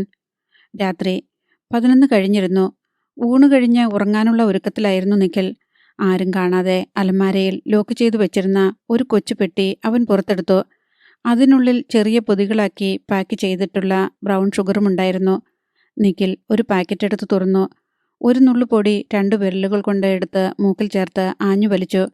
തലയൊന്ന് കുടഞ്ഞിട്ട് വീണ്ടും കുറച്ചെടുത്ത് ചുണ്ടിനടിയിൽ തിരുകി. ഒരിക്കൽ കൂടി മണപ്പിച്ചിട്ട് പൊതി ബോക്സിലിട്ടു. പിന്നെ പഴയതുപോലെ പെട്ടി അലമാരയിൽ വെച്ച് ലോക്ക് ചെയ്തു. അപ്പോൾ ഫോൺ ശബ്ദിച്ചു. വിളിക്കുന്നത് ജെൻസനാണെന്ന് നിഖിലിനും മനസ്സിലായി. ഫോൺ എടുത്ത് അയാൾ ചോദിച്ചു. എന്താടാ? അത് പിന്നെ ഞാൻ ആ പെണ്ണിനെ കണ്ടു സാർ. നിഖിൽ പിടഞ്ഞുണർന്നു. ഏതു പെണ്ണ്? കാവ്യ. എവിടെ വെച്ചാ കണ്ടത്? അതു പിന്നെ. നിഖിലിന് ദേഷ്യം വന്നു. വേഗം പറഞ്ഞു തൊലക്കട പട്ടി. കണ്ടെയ്നർ റോഡിൽ വെച്ച്. നിഖിൽ ഡ്രസ്സ് ചെയ്തു തുടങ്ങി. കൂടെ അവനുണ്ടായിരുന്നില്ലേ ആ അരവിന്ദാക്ഷൻ? ഉണ്ടായിരുന്നു. നീ അവരെ ശരിക്കും കണ്ടോ ജെൻസ? കണ്ടൂന്ന് മാത്രമല്ല. ജെൻസന്റെ വാക്കുകൾ പിടഞ്ഞു. പിന്നെ ആ അരവിന്ദാക്ഷൻ എൻ്റെ അടുത്ത് വന്നു. എന്നിട്ട് വീട്ടിനുള്ളിൽ ഒളിച്ചിരിക്കാതെ പുറത്തു വരാൻ പറയടാ ആ ചെറുക്കനോട് എന്നയാൾ പറഞ്ഞു. നിഖിൽ കോൾട്ട് ആൻഡ് കോബ്രയുടെ ലോഡ് ചെയ്തു വെച്ചിരുന്ന റിവോൾവർ എടുത്തു. പാൻസിന്റെ പിന്നിലെ പോക്കറ്റിൽ തിരുകി. വാതിൽ തുറന്ന് പുറത്തിറങ്ങുമ്പോൾ ഹാളിൽ വിശ്വനാഥനെ കണ്ടു. പേടിയോടെ അയാൾ ചോദിച്ചു. ഇപ്പോ വന്നു കയറിയതല്ലേ ഉള്ളൂ, ഇനിയും എങ്ങോട്ടാ? നിഖിൽ ചിരിച്ചു. ശത്രു പുറത്തു കാത്തു നിൽക്കുമ്പോൾ എനിക്ക് ഉറങ്ങാൻ പറ്റില്ല ഡാഡി. സുമിത്രയും വാതിൽ തുറന്ന് പുറത്തു വന്നു. പറയുന്നതനുസരിക്കും നിഖിലേ. ഇത്രയും നേരമുണ്ടാക്കിയ പുകിലൊന്നും പോരെ. നീ തിരിച്ചു വന്ന കാര്യം ഡാഡി ഇപ്പോൾ വിളിച്ചു പറഞ്ഞതേയുള്ളൂ SP നരേന്ദ്രനോട്. നിഖിൽ പരിഹസിച്ച് ചിരിച്ചു. ഞാനതിന് പുറപ്പെട്ടു പോയതൊന്നുമല്ല. കാവ്യയുടെ വീട്ടിലൊരു സൗഹൃദ സന്ദർശനം, അത്രയുള്ളൂ. പോലീസ് മാത്രമല്ല ആ ക്രിമിനലും. നിഖിൽ വിശ്വനാഥനെ തടഞ്ഞുകൊണ്ട് പറഞ്ഞു. ക്രിമിനലല്ല, അരവിന്ദാക്ഷൻ. ഇനി അങ്ങനെ പറഞ്ഞാൽ മതി. മൂക്കിന് താഴെയുണ്ടായിട്ടും വെറുതെ വിട്ടല്ലോ ആ തെണ്ടിപ്പിശാചിനെ. വിശ്വനാഥന് ദേഷ്യം വന്നു. അയാളുടെ കാര്യം പോലീസ് നോക്കിക്കൊള്ളും. പോരല്ലോ ഡാഡി, എൻ്റെ 5 കൂട്ടുകാരെ ഇനിയും ഡിസ്ചാർജ് ചെയ്യാൻ പറ്റിയിട്ടില്ല. നേർക്ക് നേരെ ഒരു വട്ടമെങ്കിലും കാണണ്ടേ അവനെ? കാണണം. പിന്നെ ബുള്ളറ്റ് കൊണ്ട് ഒരു സ്വീകരണം കൊടുക്കണം. മുൻവശത്തെ വാതിൽ തുറന്ന് നിഖിൽ പുറത്തിറങ്ങി. പിന്നാലെ എത്തി സുമിത്ര വിളിച്ചു. മോനെ. നിഖിൽ തിരിഞ്ഞു നോക്കാതെ പറഞ്ഞു. ഇങ്ങനെയൊരു മോൻ ജനിച്ചിട്ടില്ലെന്ന് കരുതിക്കോ. സ്വന്തമായിട്ട് നിഖിലിനെ ആർക്കും കിട്ടില്ല, എൻ്റെ കൂട്ടുകാർക്കല്ലാതെ. നിഖിൽ ടുഗ്വാൻ കാറിനടുത്തെത്തി. ജെൻസൺ ഗേറ്റ് തുറന്നു കൊടുത്തു. വിവശയായി സുമിത്ര ചുവരിലേക്ക് ചാഞ്ഞു. വിശ്വനാഥൻ അവളെ താങ്ങിപ്പിടിച്ച് അകത്തേക്ക് കൊണ്ടുപോയി ബെഡ്റൂമിൽ കിടത്തി. വിശ്വനാഥൻ SP നരേന്ദ്രൻ്റെ നമ്പർ ഡയൽ ചെയ്തു. വൈകാതെ നരേന്ദ്രൻ ലൈനിൽ വന്നു. വിശ്വനാഥൻ പറഞ്ഞു. നിഖിൽ കാറുമെടുത്ത് പുറത്തേക്ക് പോയി. വീണ്ടും അവനെ ആരെങ്കിലും വിളിച്ചിരുന്ന ഫോണിൽ? ആരോടോ സംസാരിച്ചുകൊണ്ട് അവൻ പുറത്തേക്ക് വന്നത്. എങ്ങോട്ടാണ് പോകുന്നതെന്ന് അവൻ പറഞ്ഞോ? അരവിന്ദാക്ഷനെ തേടി പോവുകയാണെന്ന് പറഞ്ഞത്. നരേന്ദ്രന് കലശലായ ദേഷ്യം വന്നു. നിങ്ങളുടെ മകൻ അഹങ്കാരിയാണ് മിസ്റ്റർ വിശ്വനാഥൻ. ഒരെല്ലു കൂടുതലുണ്ടവന്. അവനെ രക്ഷിക്കാനാ ഈ സിറ്റിയിലെ മുഴുവൻ പോലീസും ഇത്രയും നേരം ആ ടിഗ്വാൻ കാറിന്റെ പിന്നാലെ പാഞ്ഞത്. അവൻ തിരിച്ചെത്തിയെന്ന് പറഞ്ഞപ്പോൾ ഒന്ന് ആശ്വസിച്ചതാ ഞങ്ങൾ. എന്നിട്ടിപ്പോൾ? വിശ്വനാഥന്റെ ശബ്ദമിടറി. രക്ഷിക്കണം. ഞങ്ങൾക്ക് ആകെയുള്ള ഒരാശ്വാസമാണവൻ. ഞങ്ങൾ ശ്രമിക്കാം മിസ്റ്റർ വിശ്വനാഥൻ. വീണ്ടും അവനെ തേടാൻ ഓർഡർ കൊടുക്കാം. ഇപ്പോൾ എനിക്കതേ പറയാൻ പറ്റൂ. അങ്ങേ തലയ്ക്കൽ കോൾ കട്ടായപ്പോഴാണ് വിശ്വനാഥൻ ഫോൺ ഡിസ്കണക്ട് ചെയ്ത് മേശപ്പുറത്ത് വെച്ചത്. സുമിത്ര ചോദിച്ചു. അദ്ദേഹം എന്തു പറഞ്ഞു? നമുക്ക് പ്രാർത്ഥിക്കാം സുമിത്രേ. അരവിന്ദാക്ഷൻ വഴിയിലെങ്ങും നിഖിലിനെ കാണരുതെന്ന്. ഇനി വേറൊന്നും ചെയ്യാനില്ല. ഗേറ്റ് അടച്ച് തിരിയുമ്പോൾ ജെൻസന്റെ കണ്ണുകളിൽ ചുവന്ന ഒരു തിളക്കമുണ്ടായിരുന്നു. കാവ്യ ഫോണിൽ പറഞ്ഞുകൊടുത്ത കാര്യങ്ങളാണ് ജെൻസൺ നിഖിലിനോട് പറഞ്ഞത്. അയാൾ മനസ്സിൽ പറഞ്ഞു. ഈ രാത്രി അവസാനത്തെ ശത്രുവിനും ശിക്ഷ കിട്ടും. അതോടെ മരിച്ചുപോയവർക്ക് മാത്രമല്ല, ജീവിച്ചിരിക്കുന്ന ഒരുപാട് യുവതികൾക്കും ശാന്തി കിട്ടും. പോലീസിന് നരേന്ദ്രന് നിർദ്ദേശം കിട്ടിയിരുന്നു. ടിഗ്വാനുമായി നിഖിൽ വീണ്ടും പുറത്തിറങ്ങിയിട്ടുണ്ട്. സ്വാഭാവികമായും പിന്നാലെയുണ്ടാവും അരവിന്ദാക്ഷൻ. ട്രേസ് ദം. പോലീസ് വാഹനങ്ങൾ വീണ്ടും റോഡിലിറങ്ങി. നിഖിൽ എങ്ങോട്ടാണ് പോയതെന്ന സൂചന ആർക്കും കിട്ടിയില്ല. ജീപ്പുകളും വാനുകളും തലങ്ങും വിലങ്ങും ഓടി. പോലീസിന്റെ കണ്ണു വെട്ടിക്കാൻ നിഖിൽ തെരഞ്ഞെടുത്തത് പോക്കറ്റ് റോഡുകളാണ്. വെറുപിടിച്ച ഒരു വേട്ട നായയെപ്പോലെയാണവൻ അരവിന്ദാക്ഷനെ തേടിയത്. ഇത്രയും നാൾ ശത്രു അജ്ഞാതനായിരുന്നു. ഇപ്പോൾ തിരസ്കരണി മാറ്റി പുറത്തു വന്നിരിക്കുന്നു. അരവിന്ദാക്ഷൻ, ഹരിശാന്തിന്റെ അച്ഛൻ. ഒരിക്കൽ വീട്ടിലെത്തി അണലി രഘു അയാളെ കൊല്ലാക്കൊല ചെയ്തതാണ്. എത്ര സമൃദ്ധമായിട്ടാണ് അയാൾ അഭിനയിച്ചത്. അന്നേ തീർത്തിരുന്നെങ്കിൽ തൻ്റെ കൂട്ടുകാർക്ക് ഈ ഗതി വരില്ലായിരുന്നു. സാരമില്ല, ഇപ്പോഴയാൾ നേർക്കുനേരെ വരുമല്ലോ. ഒന്നും പറയാനില്ല. പറയാനുള്ളത് തൻ്റെ റിവോൾവറിനാണ്. അതും അയാളുടെ നിലവിളി മുറിയുന്നതുവരെ. ആക്സിലേറ്റർ ഞെരിച്ചുകൊണ്ട് നിഖിൽ മുന്നിലേക്കും റിയർവ്യൂ മിററിലേക്ക് നോക്കി. ആരെയും കണ്ടില്ല. പക്ഷേ ജെൻസൺ പറഞ്ഞത്. റോഡിൽ പാർക്ക് ചെയ്തിരുന്ന വലിയ ഒരു കണ്ടെയ്നർ ലോറിയുടെ പിന്നിൽ നിന്ന് ഓർക്കാപ്പുറത്താണ് ഒരു ഹമ്മർ ജീപ്പ് പാഞ്ഞു വന്നത്. തടയാനായില്ല. കണ്ണടച്ച് തുറക്കുന്നതിനിടയിൽ ഹമ്മർ ടിഗ്വാനിൽ വന്നിടിച്ചു. ആ ആഘാതത്തിൽപ്പെട്ട് ടിഗ്വാൻ ഇടത്തോട്ട് തിരിഞ്ഞ് അവിടെയുണ്ടായിരുന്ന ഒരു മതിലിലിടിച്ചു. ഹമ്മറും പുറകെയുണ്ടായിരുന്നു. സീറ്റ് ബെൽറ്റ് ധരിച്ചിരുന്നതുകൊണ്ട് നിഖിലിന് ഒന്നും സംഭവിച്ചില്ല. ഞൊടിയിടയിൽ അവൻ റിവോൾവർ എടുത്തു. പിന്നിലേക്ക് ലക്ഷ്യം വെച്ചു. ഒരു ബുള്ളറ്റ് ചീറിയെത്തി ഹമ്മറിന്റെ ഫ്രണ്ട് ഗ്ലാസ് തകർത്തു. ഹമ്മർ അതിവേഗം പിന്നോട്ട് വന്നു. പിന്നെ ടിഗ്വാന്റെ നേരെ മുന്നോട്ട്. പിൻവശം ചെരിഞ്ഞ് ടിഗ്വാൻ മതിലിനോട് ചേർന്നു. നിഖിൽ റിവേഴ്സ് ഗിയറിലിട്ടു. ഹമ്മറിനെയും കൊണ്ട് ടിഗ്വാൻ പിന്നോട്ട്. 2 വാഹനങ്ങളും റോഡിലെത്തി. ഡോർ തുറന്ന് നിഖിൽ പുറത്തിറങ്ങി. ഗ്ലാസ് ചിതറിയപ്പോൾ അരവിന്ദാക്ഷന്റെ മുഖത്ത് മുറിവേറ്റിരുന്നു. അത് വകവയ്ക്കാതെ ഒരു വടിവാളുമായിട്ടാണ് അയാൾ കാറിൽ നിന്ന് പുറത്തിറങ്ങിയത്. നിഖിലിന്റെ റിവോൾവർ ശബ്ദിച്ചു. ലക്ഷ്യം തെറ്റി ബുള്ളറ്റ് ഹമ്മറിന്റെ ബോണറ്റിൽ വന്നു കൊണ്ടു. ആ സമയം അരവിന്ദാക്ഷന് ധാരാളമായിരുന്നു. വടിവാൾ ആഞ്ഞു വീശിക്കൊണ്ട് അയാൾ നിഖിലിന്റെ നേരെ നീങ്ങി. ഒഴിഞ്ഞു മാറിയിട്ടും വാളിന്റെ അറ്റം അവന്റെ നെഞ്ചിൽ ഉരസിക്കൊണ്ട് കടന്നുപോയി. നെഞ്ചു മുറിഞ്ഞ് ചോരയൊഴുകി. നിഖിൽ റിവോൾവർ അരവിന്ദാക്ഷന്റെ നേരെ നീട്ടിപ്പിടിച്ചു. ട്രിഗറിൽ വിരലമർത്തുന്നതിന് മുൻപേ അരവിന്ദാക്ഷൻ മുന്നോട്ട് ചാടി നിഖിലിനെ വട്ടം പിടിച്ചു. നിഖിൽ അരവിന്ദാക്ഷന്റെ കൈ ഞെരിച്ചു. വടിവാൾ താഴെ വീണു. അരവിന്ദാക്ഷൻ റിവോൾവർ തെറിപ്പിച്ചു. പരസ്പരം ആക്രമിച്ചുകൊണ്ടുള്ള ഒരു സംഘട്ടനമാണ് പിന്നെ അവിടെ നടന്നത്. 2 പേരും താഴെ വീണുരുണ്ടു. നിഖിൽ അതിനിടെ ഗർജിച്ചു. നീ ആരാടാ പട്ടി, ഞങ്ങൾക്ക് ശിക്ഷ വിധിക്കാൻ? അരവിന്ദാക്ഷൻ പറഞ്ഞു. നിന്നെപ്പോലെയുള്ള അസുരന്മാരെ ശിക്ഷിക്കാൻ ഈശ്വരൻ അയച്ചതാണെന്നെ. എൻ്റെ നമിതം മോളെ കരയിച്ച ആരെയും വെറുതെ വിടില്ല ഞാൻ. ഇത്രയും നാൾ ഞങ്ങൾ ഓരോരുത്തരും തേടിക്കൊണ്ടിരിക്കുകയായിരുന്നു നിന്നെ. കയ്യിൽ കിട്ടിയല്ലോ ഇപ്പോൾ. നിന്നെ കൊല്ലാനുള്ള ഭാഗ്യം എനിക്കാണ്. നിഖിൽ അരവിന്ദാക്ഷൻ്റെ കഴുത്തിൽ അമർത്തിപ്പിടിച്ചുകൊണ്ട് അലറി. അതിനുള്ള ശിക്ഷ തരാനാ ഈ രാത്രി ഞാൻ നിന്നെ തേടി വന്നത്. നീ വന്നതല്ലല്ലോ, ഞങ്ങൾ വരുത്തിയതല്ലേ. നിന്റെ രഹസ്യങ്ങളൊക്കെ ജെൻസൺ ഞങ്ങൾക്ക് ചോർത്തി തന്നിരുന്നു. ഇപ്പോഴും നിന്നെ എവിടെ എത്തിച്ചു തന്നത് അവനാണ്. നിഖിലിന്റെ കൈകൾ വേർപെടുത്തിക്കൊണ്ട് അരവിന്ദാക്ഷൻ പറഞ്ഞു. നടുങ്ങിപ്പോയെങ്കിലും നിഖിൽ സംയമനം വിട്ടില്ല. അതിനുള്ള ശിക്ഷ ഇന്ന് തന്നെ അവന് കിട്ടും. അരവിന്ദാക്ഷനെ തള്ളിമാറ്റി നിഖിൽ റിവോൾവറിന്റെ നേരെ ഇഴഞ്ഞു. അതിനു മുൻപേ അരവിന്ദാക്ഷൻ വടിവാൾ എടുത്തിരുന്നു. അത് ഉയർത്തുന്നതിനു മുൻപേ റിവോൾവർ ശബ്ദിച്ചു 2 വട്ടം. വലിയൊരു നിലവിളിയോടെ അരവിന്ദാക്ഷൻ പിന്നോട്ട് മറിഞ്ഞു. നിഖിൽ ടിഗ്വാന്റെ ഡ്രൈവിംഗ് സീറ്റിലെത്തി. കാർ മറൈൻ ഡ്രൈവിലേക്ക് പറന്നു. വില്ലയിൽ ജെൻസൺ ഉണ്ടായിരുന്നു. നിഖിലിന്റെ കാർ പാഞ്ഞു വരുന്നത് കണ്ട് അയാൾ ഭയന്നു. എങ്കിലും പേടിയോടെ ഗേറ്റ് തുറന്നു കൊടുത്തു. കാർ തിരിഞ്ഞത് പോർച്ചിലേക്കല്ല, ജെൻസന്റെ നേരെയാണ്. ഒഴിഞ്ഞു മാറി ഓടിയെങ്കിലും ടിഗ്വാൻ പിന്നാലെ എത്തി, വേട്ടപ്പട്ടിയെപ്പോലെ. ജെൻസൺ വീടിന്റെ ചുമരിലേക്ക് ചാഞ്ഞു. ടിഗ്വാൻ ഓടിയെത്തി അയാളെ ചുമരോട് ചേർത്തിടിച്ചു. ജെൻസന്റെ നിലവിളി കേട്ട് വിശ്വനാഥൻ വാതിൽ തുറന്ന് പുറത്തു വന്നു. സുമിത്ര ബെഡിൽ നിന്ന് ഞെട്ടി എഴുന്നേറ്റു. ബോണറ്റിളകി ഡോറുകൾ ഞെരിഞ്ഞ് വികൃതമായ ടിഗ്വാനാണ് അയാൾ ആദ്യം കണ്ടത്. പിന്നെ ആയാസപ്പെട്ട് ഡോർ തുറന്ന് പുറത്തിറങ്ങുന്ന നിഖിലിനെ. അവന്റെ ടീഷർട്ട് ചോരയിൽ കുതിർന്നിരുന്നു. മുഖത്തും നെഞ്ചിലും മുറിവുകൾ. വിശ്വനാഥൻ വേവലാതിയോടെ ചോദിച്ചു, എന്താ പറ്റിയത്? നിഖിൽ ചിരിച്ചു.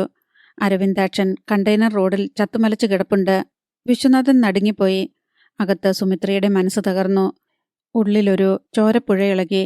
നിഖിൽ കാറിന് നേരെ വിരൽ ചൂണ്ടി. അടിയിൽ ഒരു ഡെഡ് ബോഡി കൂടിയുണ്ട്, നമ്മുടെ ജെൻസന്റെ. വിശ്വനാഥൻ നടുങ്ങി പിന്നോട്ടടിവെച്ചു.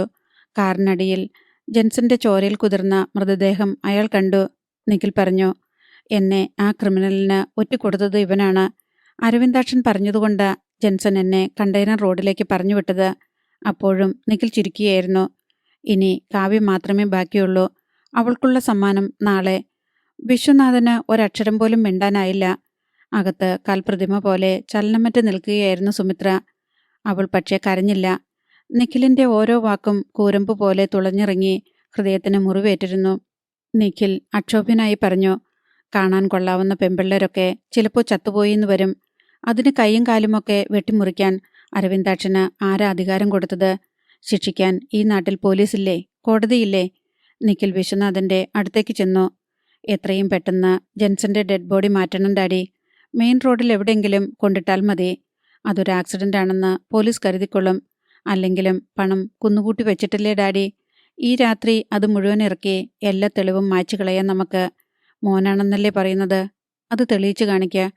അകത്തേക്ക് കയറാൻ ഒരുങ്ങുമ്പോഴാണ് നിഖിൽ എതിരെ സുമിത്ര വരുന്നത് കണ്ടത്. നിഖിൽ പറഞ്ഞു, തൽക്കാലം പുറത്തേക്ക് പോകണ്ട, ഹാർട്ട് പേഷ്യൻ്റ് അല്ലേ. അപ്പോൾ സുമിത്ര സാരിക്കുള്ളിൽ മറച്ചു വെച്ചിരുന്ന റിവോൾവർ എടുത്ത് നിഖിലിന്റെ നെഞ്ചിന് നേരെ നീട്ടി. വിശ്വനാഥന് തടയാൻ കഴിയുന്നതിന് മുൻപേ സുമിത്രയുടെ വിരൽ ട്രിഗറിൽ അമർന്നു.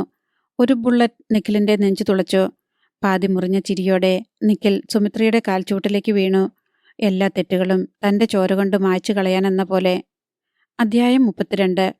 വിശ്വനാഥൻ ഓടിയെത്തിയപ്പോഴേക്കും എല്ലാം കഴിഞ്ഞിരുന്നു. സുമിത്ര ആരോടെന്നല്ലാതെ ചോദിച്ചു, ഇപ്പോൾ ഞാനിത് ചെയ്തില്ലെങ്കിൽ വൈകാതെ മറ്റാരെങ്കിലും ഇത് ചെയ്യും. സ്നേഹമില്ലാത്തതുകൊണ്ടല്ല, ഒരുപാട് സ്നേഹിച്ചു പോയതുകൊണ്ടാ. സുമിത്രയുടെ ശബ്ദം അറിയാതെ നനഞ്ഞു. ഇനി നിന്നെ ആരും ശപിക്കില്ലല്ലോ. നിന്നെ ഓർത്ത് ഒരു പെണ്ണും പേടിച്ചു കരയില്ലല്ലോ. വിശ്വനാഥന്റെ നെഞ്ചിലേക്ക് വീണ് അവൾ വിങ്ങിപ്പൊട്ടി. ഇനി നമ്മുടെ മോന് ആരെ പേടിക്കണ്ട. പോലീസും തേടി വരില്ല. ഇവൻ ഇനി നമ്മുടെ മനസ്സിൽ ജീവിച്ചാൽ മതി. വിറയ്ക്കുന്ന കൈകൊണ്ടാണ് വിശ്വനാഥൻ പോക്കറ്റിൽ നിന്ന് ഫോൺ എടുത്തത്. കണ്ണുനീർ കൊണ്ട് മൂടിയതിനാൽ ഒന്നും വ്യക്തമായി കാണാമായിരുന്നില്ല. എങ്കിലും അയാൾ പോലീസ് കമ്മീഷണർ സുരേഷ് ബാബുവിന്റെ നമ്പർ കണ്ടുപിടിച്ചു. അത്യാവശ്യമായി കാണണമെന്ന് മാത്രമേ പറയാനായുള്ളൂ. ഉടനെ വരാമെന്ന മറുപടിയും കിട്ടി. സുമിത്രയെ ശരീരത്തോട് ചേർത്ത് പിടിച്ച് വിശ്വനാഥൻ നിശ്ചലനായി നിന്നു. ബാംഗ്ലൂർ രാജാജി നഗറിലുള്ള ഗൗരി ശങ്കറുടെ ഡീലക്സ് വില്ല. ബെഡിനരികെ വെച്ചിരുന്ന മൊബൈൽ ശബ്ദിച്ചു. സുന്ദരമായ ഒരു സ്വപ്നത്തിൽ നിന്ന് നടുങ്ങി ഉണരുകയായിരുന്നു ഗൗരി ശങ്കർ. ക്ലോക്കിൽ മണി 2. പുലരാൻ 4 മണിക്കൂറുകൾ കൂടി ബാക്കി. രോഷത്തോടെയാണ് അയാൾ ഫോണിലേക്ക് നോക്കിയത്. വിളിച്ചത് മൈത്രേയനായിരുന്നു. ദേഷ്യം പുറത്തു കാണിക്കാതെ ഗൗരീശങ്കർ ചോദിച്ചു, എന്താ ഈ നേരത്ത്? മൈത്രേയൻ പതറിയ ശബ്ദത്തിൽ പറഞ്ഞു, ഒട്ടും പ്രതീക്ഷിക്കാത്ത ചില സംഭവങ്ങൾ. ഗൗരീശങ്കർ ചോദിച്ചു, എന്താടാ, ആ നരേന്ദ്രൻ ചത്തുപോയോ? നരേന്ദ്രനല്ല, നിഖിൽ, പിന്നെ ആ ജെൻസൺ. ഗൗരീശങ്കറിന്റെ ചുണ്ടിലൊരു ചിരി വന്നു.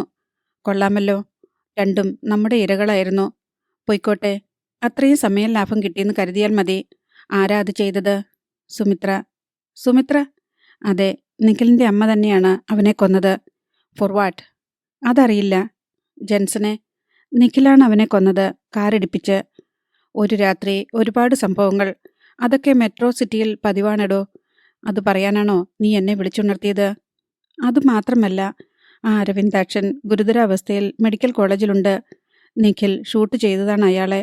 നെഞ്ചിലെ ഒരു ബുള്ളറ്റ് റിമൂവ് ചെയ്തു കഴിഞ്ഞു. ഇനി ഒന്നുകൂടിയുണ്ട്. ശ്വാസനാളത്തിലേക്ക് തുളഞ്ഞു കയറിയ നിലയിൽ. എന്ത് സംഭവിക്കാം? ഗൗരീശങ്കർ ഒരു നിമിഷം നിശബ്ദനായി. അയാളുടെ മനസ്സിൽ എന്താണെന്നറിഞ്ഞുകൊണ്ട് മൈത്രേയൻ പറഞ്ഞു, കാവ്യ എവിടെയുമില്ല. അന്വേഷിച്ചില്ലേ? അന്വേഷിച്ചു. ഗൗരീശങ്കറിന്റെ ശബ്ദത്തിലെ മാർദ്ദവം കുറഞ്ഞു. എന്നിട്ട്? ഹരിശാന്തിനെയും അജയ് മോഹനെയും ഗോമതിയെയും അവൾ കണ്ടിട്ടുണ്ട്. എന്തിന്? ഹരിശാന്തിനോടും ഗോമതിയോടും യാത്ര പറയാൻ. അജയ് മോഹനോട് അവിടെ താമസിപ്പിച്ചതിന് നന്ദി പറയാൻ. ഇവരിൽ ആർക്കെങ്കിലും കാവ്യ പെൻഡ്രൈവോ കോപ്പിയോ കൈമാറിയിട്ടുണ്ടോ? ഇല്ല. ആർക്കെങ്കിലും എന്തെങ്കിലും സംശയമുണ്ടോ നമ്മുടെ മെഡിക്കൽ കോളേജിനെ പറ്റി? ഇല്ല.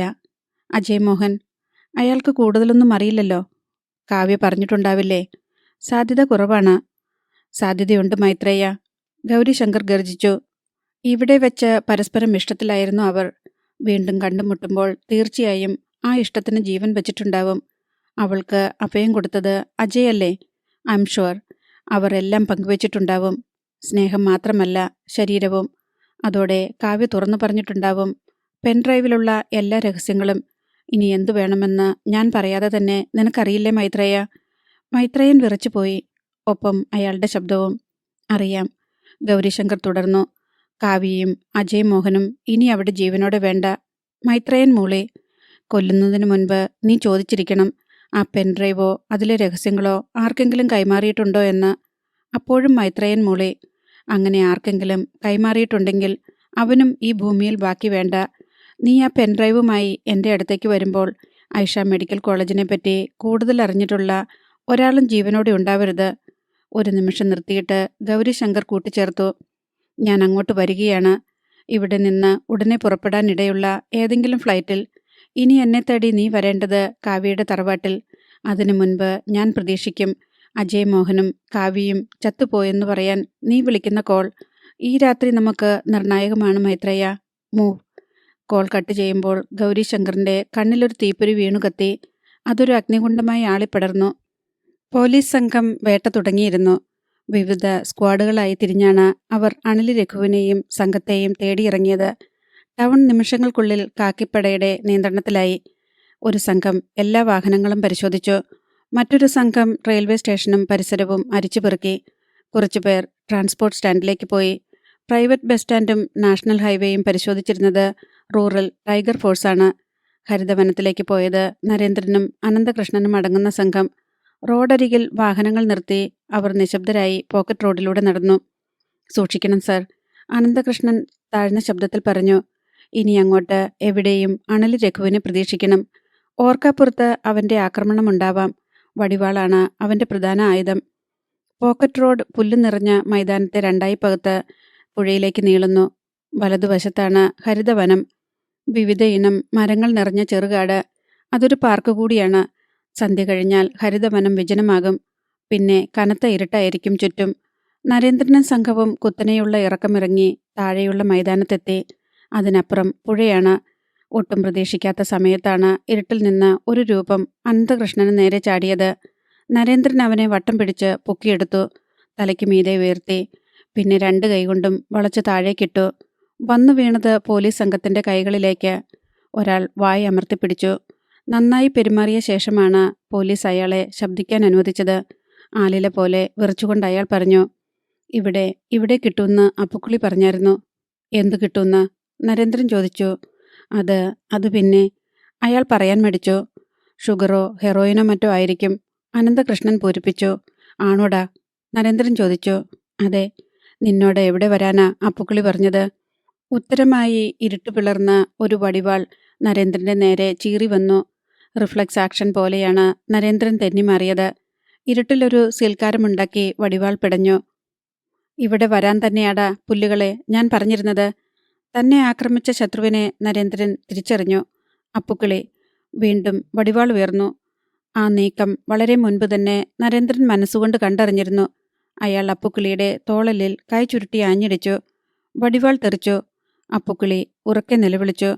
അനന്തകൃഷ്ണൻ അവന്റെ വായ് പൊത്തിപ്പിടിച്ചു. വെറി പിടിച്ച പുലിയെപ്പോലെ അവൻ പൊളഞ്ഞു. അപ്പുക്കിളിയുടെ നിലവിളി കേട്ട് ഇരുട്ടിന് ജീവൻ വെച്ചു. ആരൊക്കെയോ ഓടിവരുന്ന ശബ്ദം കേട്ടു. നരേന്ദ്രൻ പറഞ്ഞു. ഒന്നിച്ചു ചേർന്ന് നമ്മളെ ആക്രമിക്കാനാണ് പ്ലാൻ. കണ്ണും കാതും തുറന്ന് മനസ്സ് ഏകാഗ്രമാക്കണം. ശത്രു മുന്നിലോ പിന്നിലോ ഉണ്ടാവാം. ആയുധവുമുണ്ട് അവരുടെ കയ്യിൽ. പറഞ്ഞു തീരുന്നതിന് മുൻപേ അനന്തകൃഷ്ണന് പിൻകഴുത്തിൽ ഒരിടി കിട്ടി. കൈ ചുരുട്ടിക്കൊണ്ട് അനന്തകൃഷ്ണൻ തിരിഞ്ഞു. തൊട്ടടുത്ത് കണ്ട നിഴലിനെ നോക്കി അയാൾ മുന്നോട്ടഞ്ഞു. നെഞ്ചിൽ ഒരു ഇടി കൂടി കിട്ടി. വേദന കടിച്ചമർത്തിക്കൊണ്ട് മുന്നിൽ കണ്ടയാളെ കൈകൾക്കുള്ളിലിട്ട് അനന്തകൃഷ്ണൻ ഞെരിച്ചു.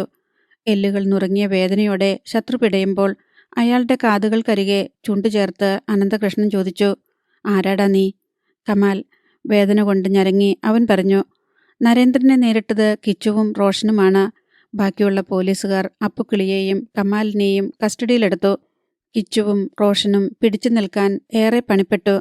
പക്ഷേ നരേന്ദ്രന്റെ കൈക്കരുത്തിന് മുന്നിൽ എല്ലാ ആയുധവും നിഷ്പ്രഭമാണെന്ന് വൈകാതെ അവരറിഞ്ഞു. രഘുവിന്റെ കൂട്ടാളികളെ മുഴുവൻ കീഴടക്കി പോലീസ് സംഘം ജീപ്പിനടുത്തേക്ക് കൊണ്ടുപോയി. നരേന്ദ്രൻ അനന്തകൃഷ്ണനോട് ചോദിച്ചു. ഈ ഓപ്പറേഷൻ പൂർണ്ണമാവണമെങ്കിൽ അണലിയെ കൂടി കിട്ടണ്ടേ അനന്തു? എവിടെയുണ്ടാവും അവൻ? നമ്മുടെ ഈ നീക്കം ചോർന്നിട്ടുണ്ടെന്ന് തോന്നുന്നു. രഘു മറ്റേതെങ്കിലും താവളത്തിലേക്ക് മാറിയിട്ടുണ്ടാവാം. ഈ ടൗണിന് പുറത്ത് സിറ്റിയിൽ ഒട്ടേറെ സ്ഥലത്ത് അവന് ഒളിത്താവളമുണ്ടെന്നാണ് അറിവ്. ഞാൻ അങ്ങനെ കരുതുന്നില്ല അനന്തു. നരേന്ദ്രൻ പറഞ്ഞു. ഈ 4 പേരെ നമുക്ക് തന്നിട്ട് അവൻ രക്ഷപ്പെടുമോ? നോ. ഐ മീൻ, പുലരുന്നതിന് മുൻപ് അണലി രഘു ആഞ്ഞടിക്കും. പോലീസിന് നേരെ പൂർവാധികം ശക്തിയോടെ അവൻ വരും. നമ്മുടെ സംഘത്തിലുള്ള മുഴുവൻ പേരും അലേർട്ടാവണം. ഭാര്യ, കുട്ടികൾ, ബന്ധുക്കൾ എന്തും പ്രതീക്ഷിക്കണം. ജാഗ്രതയോടെ ശത്രുവിനെ കാത്തിരിക്കണമെന്ന് എല്ലാവരോടും പറഞ്ഞേക്ക്. Yes sir. നരേന്ദ്രനും അനന്തകൃഷ്ണനും റോഡരികിൽ പാർക്ക് ചെയ്തിരുന്ന കാറിനടുത്തെത്തി. ആ നിമിഷം നരേന്ദ്രന്റെ ഫോൺ ശബ്ദിച്ചു. ലൈനിൽ city police commissioner Suresh Babu ആയിരുന്നു. നരേന്ദ്രൻ കോൾ എടുത്തു. അത്യാവശ്യമായിട്ട് മെഡിക്കൽ കോളേജിലേക്കൊന്ന് വരണമല്ലോ. അരവിന്ദാക്ഷന്റെ കണ്ടീഷൻ കുറച്ച് മോശമാണ്. ഡോക്ടർമാർ ഒന്നും വിട്ടു പറയുന്നില്ല. ഈ അവസ്ഥയിലും അരവിന്ദാക്ഷൻ നിങ്ങളെ കാണണമെന്ന് പറയുന്നു, സംസാരിക്കണമെന്ന് പറയുന്നു. ഈ അവസ്ഥയിൽ ഞാൻ... സുരേഷ് ബാബു നരേന്ദ്രനെ തടഞ്ഞുകൊണ്ട് പറഞ്ഞു. നിങ്ങൾ വന്ന് കാണണമെന്നും അയാളോട് സംസാരിക്കണമെന്നും ചീഫ് സർജൻ പറയുന്നുണ്ട്. ചിലപ്പോൾ അരവിന്ദാക്ഷന് ഇനി ആരോടും ഒന്നും പറയാൻ പറ്റിയില്ലെന്ന് വരും. കാര്യമായ എന്തോ അയാൾക്ക് നിങ്ങളോട് പറയാനുണ്ട്. കഴിയുന്നതും വേഗം വരിക. അല്ലെങ്കിൽ ഞാൻ വരാം. As early as possible sir. Sumitra വില്ലയിൽ തന്നെയുണ്ട്. നാളെ കോടതിയിൽ ഹാജരാക്കാമെന്ന് തീരുമാനിച്ചു. കോൾ കട്ട് ചെയ്ത് നരേന്ദ്രൻ അനന്തുവിനോട് പറഞ്ഞു. അരവിന്ദാക്ഷന് എന്തോ പറയാനുണ്ട്. ഞാൻ മെഡിക്കൽ കോളേജിലേക്ക് പോവുകയാണ്. ഞാനും വരാം സർ. നീയും വരണം. മെഡിക്കൽ കോളേജിലേക്കല്ല. പിന്നെ? അനന്തകൃഷ്ണൻ അത്ഭുതത്തോടെ ചോദിച്ചു. നീ കാക്കനാടുള്ള ഡോക്ടർ അജയ് മോഹന്റെ വീട്ടിലേക്കാണ് പോകേണ്ടത്. അപകടകരമായ എന്തെങ്കിലും അവിടെ? യെസ് അനന്തു. ഒരു മെസ്സേജുണ്ട് ഫോണിൽ. ഗൗരിശങ്കർ വീണ്ടും കേരളത്തിലേക്ക് പോന്നിരിക്കുന്നു. ഒരിക്കൽ വന്നിട്ട് തിരിച്ചു പോയതല്ലേ അയാൾ? പിന്നെന്താ വീണ്ടും? ഇപ്പോൾ ചോദ്യങ്ങൾ ചോദിക്കാനുള്ള സമയമല്ല അനന്തു. ഇവിടെ നടന്നതൊക്കെ മൈത്രേയൻ അയാളെ അറിയിച്ചിട്ടുണ്ടാവും. കാവ്യയും അജയ് മോഹനും കാക്കനാട് ഒന്നിച്ചുണ്ടായിരുന്നുവെന്ന് മൈത്രേയൻ കണ്ടെത്തിയിട്ടുണ്ടാവും. സോ ഈ വരവ് നല്ലതിനല്ലെന്ന് ചിന്തിക്കാവുന്നതേയുള്ളൂ. കാവ്യ അജയ് മോഹനോട് എന്തെങ്കിലും പറഞ്ഞിട്ടുണ്ടെന്ന് ഗൗരിശങ്കർ സംശയിക്കുന്നുണ്ടെങ്കിൽ അയാളെ ബാക്കി വയ്ക്കുമോ? No. So you must be here. അതീവ ജാഗ്രതയോടെ. ഓക്കെ. Yes sir. ഒട്ടും വൈകാതെ നരേന്ദ്രൻ മെഡിക്കൽ കോളേജിലേക്ക് പോയി. അനന്തകൃഷ്ണൻ കാക്കനാട്ടേക്കും. മെഡിക്കൽ കോളേജിൽ തീവ്രപരിചരണ വിഭാഗത്തിൽ ഡോക്ടർമാരുടെ ശ്രദ്ധാപൂർവമായ നിരീക്ഷണത്തിലായിരുന്നു അരവിന്ദാക്ഷൻ. നരേന്ദ്രൻ അകത്തു കിടന്നു. വേദനയിൽ കുതിർന്ന ചെറിയൊരു ചിരിയോടെയാണ് അരവിന്ദാക്ഷൻ പ്രതികരിച്ചത്. വരില്ലെന്ന് വിചാരിച്ചു. നിങ്ങൾ വിളിച്ചില്ലെങ്കിലും വരുമായിരുന്നു ഞാൻ, നരേന്ദ്രൻ പറഞ്ഞു. അപ്പോൾ എല്ലാം കഴിഞ്ഞിട്ടുണ്ടാവില്ലേ? നരേന്ദ്രൻ അയാളുടെ കൈപ്പത്തിയിൽ കൈയമർത്തി. നിങ്ങൾ നിയമം കയ്യിലെടുക്കരുതായിരുന്നു. നമിതയെ ഉപദ്രവിച്ചവർക്ക് ഞാൻ ശിക്ഷ വാങ്ങിക്കൊടുക്കാമെന്ന് പറഞ്ഞതല്ലേ? പക്ഷേ ആ സാവകാശം നിങ്ങൾ എനിക്ക് തന്നില്ല. പണവും പ്രതാപവും അധികാരവുമുള്ള പ്രതികളെ ശിക്ഷിക്കണമെങ്കിൽ നമ്മുടെ പീനൽ കോഡിൽ പുതിയ വകുപ്പുകൾ ചേർക്കണ്ടേ? അല്ലെങ്കിൽ നീതിബോധവും കരുളുറപ്പുമുള്ള ഭരണാധികാരികൾ വേണ്ടേ? അരവിന്ദാക്ഷൻ പറഞ്ഞു. അധികം സംസാരിക്കണ്ട. എന്താണ് എന്നോട് പറയാനുള്ളത്? അരവിന്ദാക്ഷൻ കണ്ണുകളുയർത്തി. കാവ്യ പാവമാണ്. അവളെ ശിക്ഷിക്കരുത്. എല്ലാം ഞാൻ തനിച്ചാണ് ചെയ്തത്. ഗൗരിശങ്കർ എന്ന വലിയ ക്രിമിനൽ ആ പാവം പെൺകുട്ടിയെ വേട്ടയാടുന്നുണ്ട്. പോലീസ് ഇടപെട്ടില്ലെങ്കിൽ അവളുടെ അമ്മയും അനിയത്തിയും നേരം പുലരുമ്പോൾ ബാക്കിയുണ്ടാവില്ല. കാവ്യ ഇപ്പോൾ എവിടെയുണ്ട്? നരേന്ദ്രൻ ചോദിച്ചു. ഈ രാത്രി തന്നെ അവൾ സാറിനെ വന്നു കാണും. നടന്നതെല്ലാം പറഞ്ഞു തരും. അവളെ രക്ഷിക്കാമെന്ന് ഉറപ്പു തരണം എനിക്ക്. അത് പറയാനാ സാറിനെ കാണണമെന്ന് ആവശ്യപ്പെട്ടത്. എല്ലാം ഞാൻ അവളോട് പറഞ്ഞിട്ടുണ്ട്. അരവിന്ദാക്ഷൻ്റെ ശബ്ദം കുഴഞ്ഞു തുടങ്ങി. അരവിന്ദാക്ഷൻ പറയുന്നതെല്ലാം നരേന്ദ്രൻ ഫോണിൽ റെക്കോർഡ് ചെയ്യുന്നുണ്ടായിരുന്നു. അരവിന്ദാക്ഷൻ്റെ കണ്ണുകൾ നിറഞ്ഞു തുളുമ്പിയിരുന്നു. ഉറപ്പ് കൊടുക്കുന്നതുപോലെ നരേന്ദ്രൻ അരവിന്ദാക്ഷൻ്റെ കയ്യിൽ മെല്ലെ വിരലമർത്തി. കോളിംഗ് ബെൽ തുടരെ ശബ്ദിക്കുന്നത് കേട്ടാണ് അജയ് മോഹൻ ഉറക്കമുണർന്നത്. അയാൾ എഴുന്നേറ്റ് ഹാളിലെത്തി. വാതിൽ തുറന്ന് ഗേറ്റിലേക്ക് നോക്കിയപ്പോൾ അവിടെ ഒരു വെളുത്ത മാരുതി കാർ. ഈ കാർ കണ്ട് നല്ല പരിചയമുണ്ടല്ലോ എന്ന് അയാൾക്ക് തോന്നി. അത് ശരിവെക്കുന്നത് പോലെ ഒരാൾ സിറ്റൗട്ടിലേക്ക് കയറി. ഒന്നേ നോക്കിയുള്ളൂ അജയ് മോഹൻ. വിറച്ചുപോയി. ഗൗരിശങ്കറിൻ്റെ കില്ലർ ഗ്യാങ്ങിലെ കരിമൂർഖൻ മൈത്രേയൻ ചിരിച്ചു. പരിചയം പുതുക്കാൻ തീരെ സമയമില്ല അജയ്. ഒരുപാട് തിരക്കുണ്ടെനിക്ക്. കുറച്ച് ചോദ്യങ്ങൾ, ഷാർപ്പായ മറുപടി. ആലോചിക്കാതെ ഉത്തരം പറയണം. ഇത്രയും ദിവസങ്ങൾ കാവ്യ അജയൻ്റെ കൂടെയായിരുന്നു അല്ലേ? അതെ. ഒരുപാട് പറഞ്ഞിട്ടുണ്ടാവണമല്ലോ ഗൗരിശങ്കറിനെ പറ്റി. ഇല്ല. ഐഷ മെഡിക്കൽ കോളേജിനെ പറ്റി? നോ. ഒരു പെൻഡ്രൈവിനെ പറ്റി ഉറപ്പായും പറഞ്ഞിട്ടുണ്ടാവും. ഇല്ല മൈത്രേയ, ഇല്ല. മൈത്രേയൻ ചിരിച്ചു. അതെങ്ങനെ വിശ്വസിക്കും ഞാൻ? പരസ്പരം മനസ്സ് പങ്കിട്ടെടുത്തവരല്ലേ നിങ്ങൾ? പോക്കറ്റിൽ നിന്ന് റിവോൾവർ പുറത്തെടുത്ത് മൈത്രേയൻ പറഞ്ഞു. സോറി അജയ്. ഏതായാലും ഞാനൊരു ഭാഗ്യപരീക്ഷണത്തിനില്ല. Goodbye. മൈത്രേയന് ട്രിഗർ അമർത്താനുള്ള സാവകാശം കിട്ടിയില്ല. അതിനു മുൻപ് ഒരു ബുള്ളറ്റ് അയാളുടെ പുറംതുളച്ചു. മൈത്രേയൻ ഒന്ന് പിടഞ്ഞു. പിന്നെ തിരിഞ്ഞു വാതിലിന് നേരെ നോക്കി. ഒരു ബുള്ളറ്റ് കൂടി ചീറി വന്നു. അയാളുടെ ഹൃദയവും തുളഞ്ഞു. തല്ലിയലച്ച് മൈത്രേയൻ സിറ്റൗട്ടിലേക്ക് വീണു. പേടിയോടെയാണ് അജയ് മോഹൻ അങ്ങോട്ട് നോക്കിയത്. അവിടെ നേർത്ത ചിരിയോടെ കയ്യിൽ റിവോൾവറുമായി അനന്തകൃഷ്ണൻ നിൽക്കുന്നുണ്ടായിരുന്നു. പുലരാറായപ്പോഴാണ് നരേന്ദ്രൻ വീട്ടിലെത്തിയത്. ഗേറ്റിന്റെ കൊളുത്ത് നീക്കിയപ്പോൾ അയാളുടെ മനസ്സ് അകാരണമായി പിടച്ചു. ഗേറ്റ് കടന്ന് അയാൾ സിറ്റൗട്ടിലെത്തി. ടീപ്പോയിലെ ഫ്ലവർ വേസ് പതിവായി വയ്ക്കാറുള്ള സ്ഥലത്ത് നിന്ന് മാറിയിരിക്കുന്നു. സോഫയിലെ കുഷ്യനും സ്ഥാനചലനം. ലൈറ്റിന്റെ സ്വിച്ചിൽ തൊട്ട വിരൽ നരേന്ദ്രൻ പിൻവലിച്ചു. അരണ്ട വെളിച്ചമുണ്ട് പുറത്ത്. ആ വെളിച്ചത്തിൽ വാതിൽ കാണാം. അത് അടഞ്ഞു തന്നെ കിടക്കുന്നു. മനസ്സ് വെറുതെ സംശയിക്കുന്നതാണോ? അതോ ഒരു പോലീസ് ഉദ്യോഗസ്ഥന്റെ സൂക്ഷ്മതയോ? കയ്യിലെ താക്കോൽ കൂട്ടം അനങ്ങാതെ അമർത്തിപ്പിടിച്ച് നരേന്ദ്രൻ പിന്നിലേക്ക് നടന്നു. മുറ്റത്ത് പിടിവലി നടന്നതിൻ്റെ ലക്ഷണമുണ്ട്. മറിഞ്ഞുപോയ പൂച്ചട്ടികൾ നേരെ എടുത്തു വച്ചിട്ടുണ്ട്. പക്ഷേ അതും പഴയ സ്ഥലത്തല്ല. പനിനീർപ്പൂവ് വിടർന്നു നിന്നിരുന്ന പൂച്ചട്ടിയുടെ വക്ക് പൊട്ടിയിരിക്കുന്നു. 2-3 ജമന്തി ചെടികൾ ഒടിഞ്ഞു തൂങ്ങിക്കിടക്കുന്നു. ഉറപ്പായിട്ടും അകത്തൊരാളുണ്ട്. അതാരുമാവാം. മൈത്രേയനല്ല. അയാളെ അനന്തു ശിക്ഷിച്ചു കഴിഞ്ഞു. ഇനിയുള്ളത് ഡിസിൽവ. പിന്നെ ഗൗരിശങ്കർ. അതോ അണലി രഘുവോ? ആരായാലും സൂക്ഷിക്കണം. നരേന്ദ്രൻ വീടിന്റെ പിന്നിലേക്ക് നടന്നു. കാലടികൾ കരിയിലയിൽ അമർന്നു ഞെരിച്ചിട്ടും ആ ശബ്ദം പുറത്തു വന്നില്ല. അയാൾ റിവോൾവർ പുറത്തെടുത്തു. ആയുധം അവസാന വാക്കാണ്. എന്നാലും സൂക്ഷിക്കണം. ശത്രു ഇപ്പോൾ തൻ്റെ കാലടിയൊച്ചകൾ കേൾക്കാൻ അകത്ത് കാതുകൂർപ്പിച്ചിരിക്കുന്നുണ്ടാവും. പിന്നിലെത്തിയപ്പോൾ കണ്ടു. ജനലുണ്ടായിരുന്ന സ്ഥലത്ത് വലിയൊരു വിടവ്. ജനൽ കമ്പികൾ അറുത്തുമാറ്റിയതാവാം. നരേന്ദ്രൻ അകത്തേക്ക് നോക്കി. കനത്ത ഇരുട്ടല്ലാതെ ഒന്നും കാണാനില്ല. ഏതായാലും അകത്തുള്ളയാൾ മുൻവാതിൽ തുറന്ന് താൻ കടന്നു വരുമെന്ന് കരുതി കാത്തിരിക്കുകയാവാം. ഒരനക്കം പോലും കേൾപ്പിക്കാതെ ഹൃദയമിടിപ്പ് പോലും നിയന്ത്രിച്ചുകൊണ്ട് നരേന്ദ്രൻ ആ വിടവിലൂടെ അകത്തേക്ക് കടന്നു. ഫ്ലോറിൽ പതിഞ്ഞമർന്ന് കിടന്നുകൊണ്ട് അയാൾ പരിസരം ശ്രദ്ധിച്ചു. ഒന്നും കാണാനാവുന്നില്ല. പക്ഷേ ചെറിയൊരു ഞരക്കം കേട്ടതുപോലെ. ഒപ്പം അടക്കിയ ഒരു ശബ്ദവും. മിണ്ടരുത്. ആ ശബ്ദം കേട്ടത് ഹാളിൽ നിന്നാണെന്ന് നരേന്ദ്രനും മനസ്സിലായി. അയാൾ അങ്ങോട്ട് ഇഴഞ്ഞു ചെന്നു. 2 നിഴലുകൾ അവിടെ അനങ്ങുന്നുണ്ട്. ഞരക്കം ഒരു സ്ത്രീയുടേതാണ്. താക്കീതുപോലെ കേട്ടത് പുരുഷ ശബ്ദവും. ശത്രു നിരായുധനാവാനിടയില്ല. ഏത് നിഴലാണ് ശത്രുവിൻ്റേതെന്ന് അറിയാനും പറ്റില്ല. രണ്ടിലൊന്ന് തീരുമാനിക്കണം. അതിനേക്കാൾ വേഗത്തിൽ പ്രവർത്തിക്കണം. സ്വിച്ചിൻ്റെ തൊട്ടു താഴെയെത്തി നരേന്ദ്രൻ മുകളിലേക്ക് ഉയർന്നു. റിവോൾവർ മുന്നോട്ട് നീട്ടിപ്പിടിച്ച് അയാൾ ഹാളിലെ ലൈറ്റിട്ടു.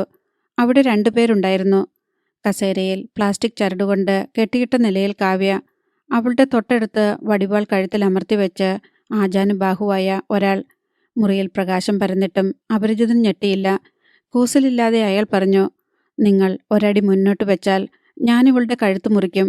രഘുവാണ് പറയുന്നത്. അണലി രഘു. നരേന്ദ്രന് മനസ്സിലായി. മുന്നിലുള്ളത് താൻ ഇത്രയും നേരം തേടി നടന്ന അണലി രഘു. കറ പിടിച്ച പല്ലുകൾ കാട്ടി രഘു ചിരിച്ചു. എന്നെ നിങ്ങൾ ഷൂട്ട് ചെയ്താലും അത് സംഭവിക്കും. രഘു കാവ്യയുടെ കഴുത്തിൽ വടിവാൾ അമർത്തി മെല്ലെ ഒന്ന് തിരിച്ചു. കഴുത്ത് മുറിഞ്ഞ് ചോരയൊഴുകി. കൊല്ലും ഞാനിവളെ. ഞാനിവിടെ നിൽക്കുമ്പോൾ നിനക്കിവളെ കൊല്ലാൻ പറ്റില്ല രഘു. അത് ഞാൻ പറയാതെ തന്നെ നിനക്കറിയാമല്ലോ. എന്നിട്ടും എന്തിനാ ഇങ്ങനെയൊരു പഴയ നമ്പർ? മനസാന്നിധ്യം കൈവിടാതെ നരേന്ദ്രൻ പറഞ്ഞു. കണ്ണടച്ച് തുറക്കുന്നതിനിടയിൽ ഹാളിലെ ലൈറ്റ് അണഞ്ഞു. ഒരു ബുള്ളറ്റിന്റെ ശബ്ദം. പിന്നെ രഘുവിന്റെ ദിഗന്ധം പിളരുന്ന നിലവിളി കേട്ടു. വടിവാൾ താഴെ വീണു. ഒരു നിമിഷം വീണ്ടും പ്രകാശം വന്നു. അണലി രഘു ഫ്ലോറിൽ ചോരയിൽ കുതിർന്നു കിടക്കുന്നുണ്ടായിരുന്നു. കാവ്യ കണ്ണുകളടച്ചു. നരേന്ദ്രൻ പറഞ്ഞു, ആവശ്യമില്ലാതെ ഒരു ബുള്ളറ്റ് പോലും പാഴാക്കാത്തയാളാണ് ഞാൻ. പക്ഷേ ഈ ബുള്ളറ്റ് ഞങ്ങൾ ഇവനു വേണ്ടി നേരത്തെ കരുതി വച്ചതാണ്. സാരമില്ല, ഇനിയുള്ളതൊക്കെ പോലീസ് നോക്കിക്കൊള്ളും. നരേന്ദ്രൻ കൺട്രോൾ റൂമുമായി ബന്ധപ്പെട്ടു. വൈകാതെ പോലീസ് സംഘമെത്തി. അതിനിടയിൽ നരേന്ദ്രൻ കാവ്യയുടെ കെട്ടുകൾ അഴിച്ചിരുന്നു. അയാളോടൊപ്പം കാവ്യ ടെറസിലേക്ക് നടന്നു. നടക്കുന്നതിനിടയിൽ നരേന്ദ്രൻ പറഞ്ഞു, മുറിവ് ആഴത്തിലുള്ളതൊന്നുമല്ലല്ലോ. വേണമെങ്കിൽ നമുക്ക് ഹോസ്പിറ്റലിൽ പോകാം. സാരമില്ല സാർ. ഇത്രയും നേരം ഞാൻ മരണം കാത്ത് കിടക്കുകയായിരുന്നു. സാർ ഇവിടെ വരുമ്പോൾ 2 പേരെയും ഒരുമിച്ച് കൊല്ലണമെന്ന അയാൾ പറഞ്ഞിരുന്നത്. ഞാൻ സിറ്റൗട്ടിൽ കാത്തിരിക്കുകയായിരുന്നു സാറിനെ. അപ്പോഴാ ഇവൻ വന്നത്. ഞാൻ അരവിന്ദാഷിനെ കണ്ടിരുന്നു, നരേന്ദ്രൻ പറഞ്ഞു. അദ്ദേഹം രക്ഷപ്പെടുമോ? കാവ്യ ആകാംക്ഷയോടെ ചോദിച്ചു. പറയാറായിട്ടില്ല. സീരിയസ് ആണ്. ഒരു ബുള്ളറ്റ് ഇപ്പോഴും ശ്വാസകോശത്തിലുണ്ട്. രക്ഷപ്പെടും. ഒരുപാട് പേരുടെ പ്രാർത്ഥന കൂട്ടുണ്ട്. കാവ്യയുടെ ശബ്ദമിടറി. ഇനി ഗൗരി ശങ്കറെ കാണണ്ടേ? ആ പെൻഡ്രൈവും കൊണ്ട്? നരേന്ദ്രൻ ചോദിച്ചു. Pen drive നമിതയുടെ കയ്യിലായിരുന്നു sir. അതെവിടെയോ നഷ്ടപ്പെട്ടു. അമ്മയെയും അനിയത്തിയെയും രക്ഷിക്കണ്ടേ? ഇപ്പോൾ അവർ ചുങ്കത്തറയിലെ തറവാട്ട് വീട്ടിലില്ല. പിന്നെ കോഴിക്കോട് മാനാഞ്ചിറയിൽ അജയ് മോഹന്റെ സുഹൃത്തായ ഒരു ഡോക്ടറുടെ വീട്ടിൽ. നരേന്ദ്രൻ പുഞ്ചിരിച്ചു. ഗൗരിശങ്കറെ ഭീഷണിപ്പെടുത്തിയിരുന്നോ കാവ്യ? കാവ്യ മൂളി. ആരാണ് ആ പെൻഡ്രൈവിലെ ദൃശ്യങ്ങളൊക്കെ റെക്കോർഡ് ചെയ്തത്? അപ്പോൾ കാവ്യ സംഭ്രമജനകമായ ആ കഥ പറഞ്ഞു. അത് ഇങ്ങനെയായിരുന്നു. ഒരു കള്ള ഡോക്യുമെന്റ് കാട്ടി കാവ്യയെ ഗൗരിശങ്കർ ഐഷ മെഡിക്കൽ കോളേജിൽ രക്ഷപ്പെടാനാവാതെ തളച്ചിടുകയായിരുന്നു. ആ മെഡിക്കൽ കോളേജിൽ എന്തൊക്കെയോ ദുരൂഹതകളുണ്ടെന്നറിഞ്ഞ ഡോക്ടർ അജയ് മോഹൻ അവിടെ നിന്ന് ആദ്യം തന്നെ രക്ഷപ്പെട്ടു. കാവ്യയ്ക്ക് അത്ര വേഗം അവിടെ നിന്ന് പോകാൻ കഴിയുമായിരുന്നില്ല. പോകണമെങ്കിൽ 10 ലക്ഷം രൂപ അവിടെ കെട്ടിവെക്കണം. കുയിലിയുടെ സഹായത്തോടെ കേസുമായി നീങ്ങാൻ ശ്രമിച്ചെങ്കിലും ഗൗരിശങ്കർ ഗുണ്ടകളെ ഉപയോഗിച്ച് ആ നീക്കം പരാജയപ്പെടുത്തി. ആയിടയ്ക്കാണ് മെഡിക്കൽ കോളേജിലെ ദുരൂഹതകളെക്കുറിച്ച് അന്വേഷിക്കാൻ പ്രജാവാണി പത്രത്തിന്റെ സ്റ്റാഫ് റിപ്പോർട്ടർ പ്രഭാകരൻ അവിടെ എത്തിയത്. പ്രഭാകരനെ സഹായിക്കാൻ കാവ്യ തീരുമാനിച്ചു. അയാളോടൊപ്പം കാവ്യ കണ്ടത് ഞെട്ടിക്കുന്ന ദൃശ്യങ്ങൾ, കേട്ടത് പേടിപ്പിക്കുന്ന സത്യങ്ങൾ. സേഫ്റ്റി നെറ്റിന്റെ സ്പൈ അൾട്രാ മിനി പിൻഹോൾ ക്യാമറയിലൂടെ പ്രഭാകരൻ ജീവൻ പണയം വെച്ച് എല്ലാം റെക്കോർഡ് ചെയ്തു. ഗൗരിശങ്കർ കൊലപ്പെടുത്തിയ ഹതഭാഗ്യരായ മനുഷ്യരുടെ പേരും മറ്റു പ്രധാന വിവരങ്ങളും പ്രഭാകരൻ കളക്ട് ചെയ്ത് അയാളുടെ ലാപ്ടോപ്പിൽ സേവ് ചെയ്തു. റെക്കോർഡ് ചെയ്ത ദൃശ്യങ്ങൾ ഒരു പെൻഡ്രൈവിലുമാക്കി. പക്ഷേ അയാൾക്ക് ഗൗരിശങ്കറിന്റെ എക്സ്റേ കണ്ണുകളെ വെട്ടിക്കാനായില്ല. പിടിക്കപ്പെടുമെന്ന് ഉറപ്പായപ്പോൾ അയാൾ പെൻഡ്രൈവും ലാപ്ടോപ്പും കാവ്യയെ ഏൽപ്പിച്ചു.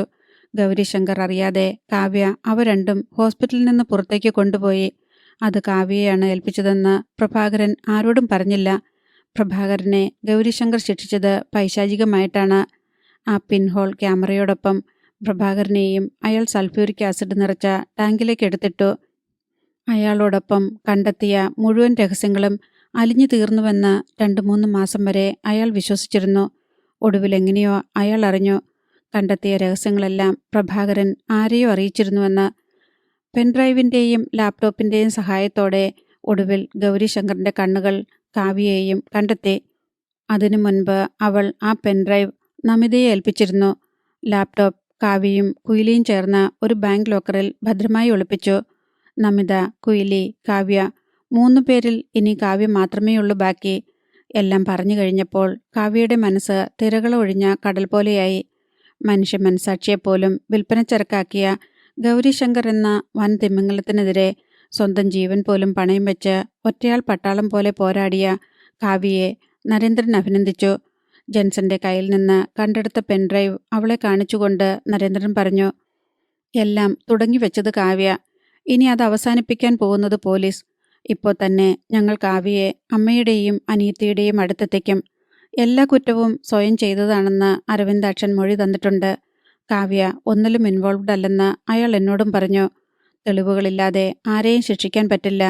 So you are free. ആദ്യമായി കാവ്യയുടെ കണ്ണുകൾ നനഞ്ഞു. Thank you sir. പോലീസ് വിളിക്കും, സഹകരിക്കണം. കാവ്യ തലയാട്ടി. പിന്നെ അവൾ ആശങ്കയോടെ ചോദിച്ചു, ഗൗരിശങ്കർ? 1 മണിക്കൂറിനുള്ളിൽ നമ്മുടെ നാട് അയാളുടെ വിധി നിശ്ചയിക്കും. അരവിന്ദാക്ഷനെ കണ്ടുകഴിഞ്ഞ് നരേന്ദ്രൻ നേരെ പോയത് ADGP ശ്യാമളയുടെ അടുത്തേക്കാണ്. ശ്യാമള പെൻഡ്രൈവിലെ ദൃശ്യങ്ങൾ കണ്ട് നടുങ്ങിപ്പോയി. അവർ CMമായി ബന്ധപ്പെട്ടു. ഹോട്ട്ലൈനിന് ജീവൻ വെച്ചു. IMA തിരക്കിട്ട് മീറ്റിംഗ് വിളിച്ചു. ഗവർണർ അലേർട്ടായി. ചാനലുകൾക്ക് വാർത്ത ചോർന്നു കിട്ടി തുടങ്ങിയിരുന്നു. കർണാടക മുഖ്യമന്ത്രി ഒട്ടും വൈകാതെ നിർണായകമായ ആ തീരുമാനമെടുത്തു. ലോകം അജയനെന്ന് വാഴ്ത്തിപ്പാടിയ ഗൗരിശങ്കറിൻ്റെ കാൽക്കീഴിൽ മണ്ണിളകി. ഗവൺമെൻറ് IMAയുടെ നിർദ്ദേശപ്രകാരം ഐഷ മെഡിക്കൽ കോളേജ് അടച്ചുപൂട്ടാനുള്ള തീരുമാനമെടുത്തു. ഗൗരിശങ്കർ കാവ്യയുടെ എട്ടുകെട്ടിലേക്ക് പറന്നു വന്നത് സുനാമി തിര പോലെ. മുൻവാതിൽ തുറന്നു കിടന്നിരുന്നു. അലറി വിളിച്ചുകൊണ്ട് അയാൾ അകത്തു കിടന്നു. 2 കൈയിലും റിവോൾവർ ഉണ്ടായിരുന്നു. മുറികളിൽ നിന്ന് മുറികളിലേക്ക് ഭ്രാന്ത് പിടിച്ചതുപോലെ അയാൾ ഓടിക്കയറി. ആരെയും കണ്ടില്ല. കാവ്യ, എവിടെ ഒളിച്ചിരുന്നാലും ഞാൻ കണ്ടുപിടിക്കും നിന്നെ. കണ്ടുപിടിച്ച് ചുട്ടുകരിക്കും. നിന്നെ മാത്രമല്ല, നിന്റെ. പൂർത്തിയാക്കാനായില്ല. ഒന്നിനു പുറകെ ഒന്നായി ബുള്ളറ്റുകൾ ചീറിയെത്തി. പാതി മുറിഞ്ഞ നിലവിളിയോടെ ഗൗരിശങ്കർ താഴേക്ക് മുട്ടുകുത്തി. സ്പെഷ്യൽ ടാസ്ക് ഫോഴ്സ് അയാളെ വളഞ്ഞു. ചോരയിൽ കുതിർന്ന മാംസപിണ്ഡമായി ഗൗരിശങ്കർ പിന്നിലേക്ക് മലർന്നു. നോവൽ ഇവിടെ പൂർണ്ണമാവുന്നു.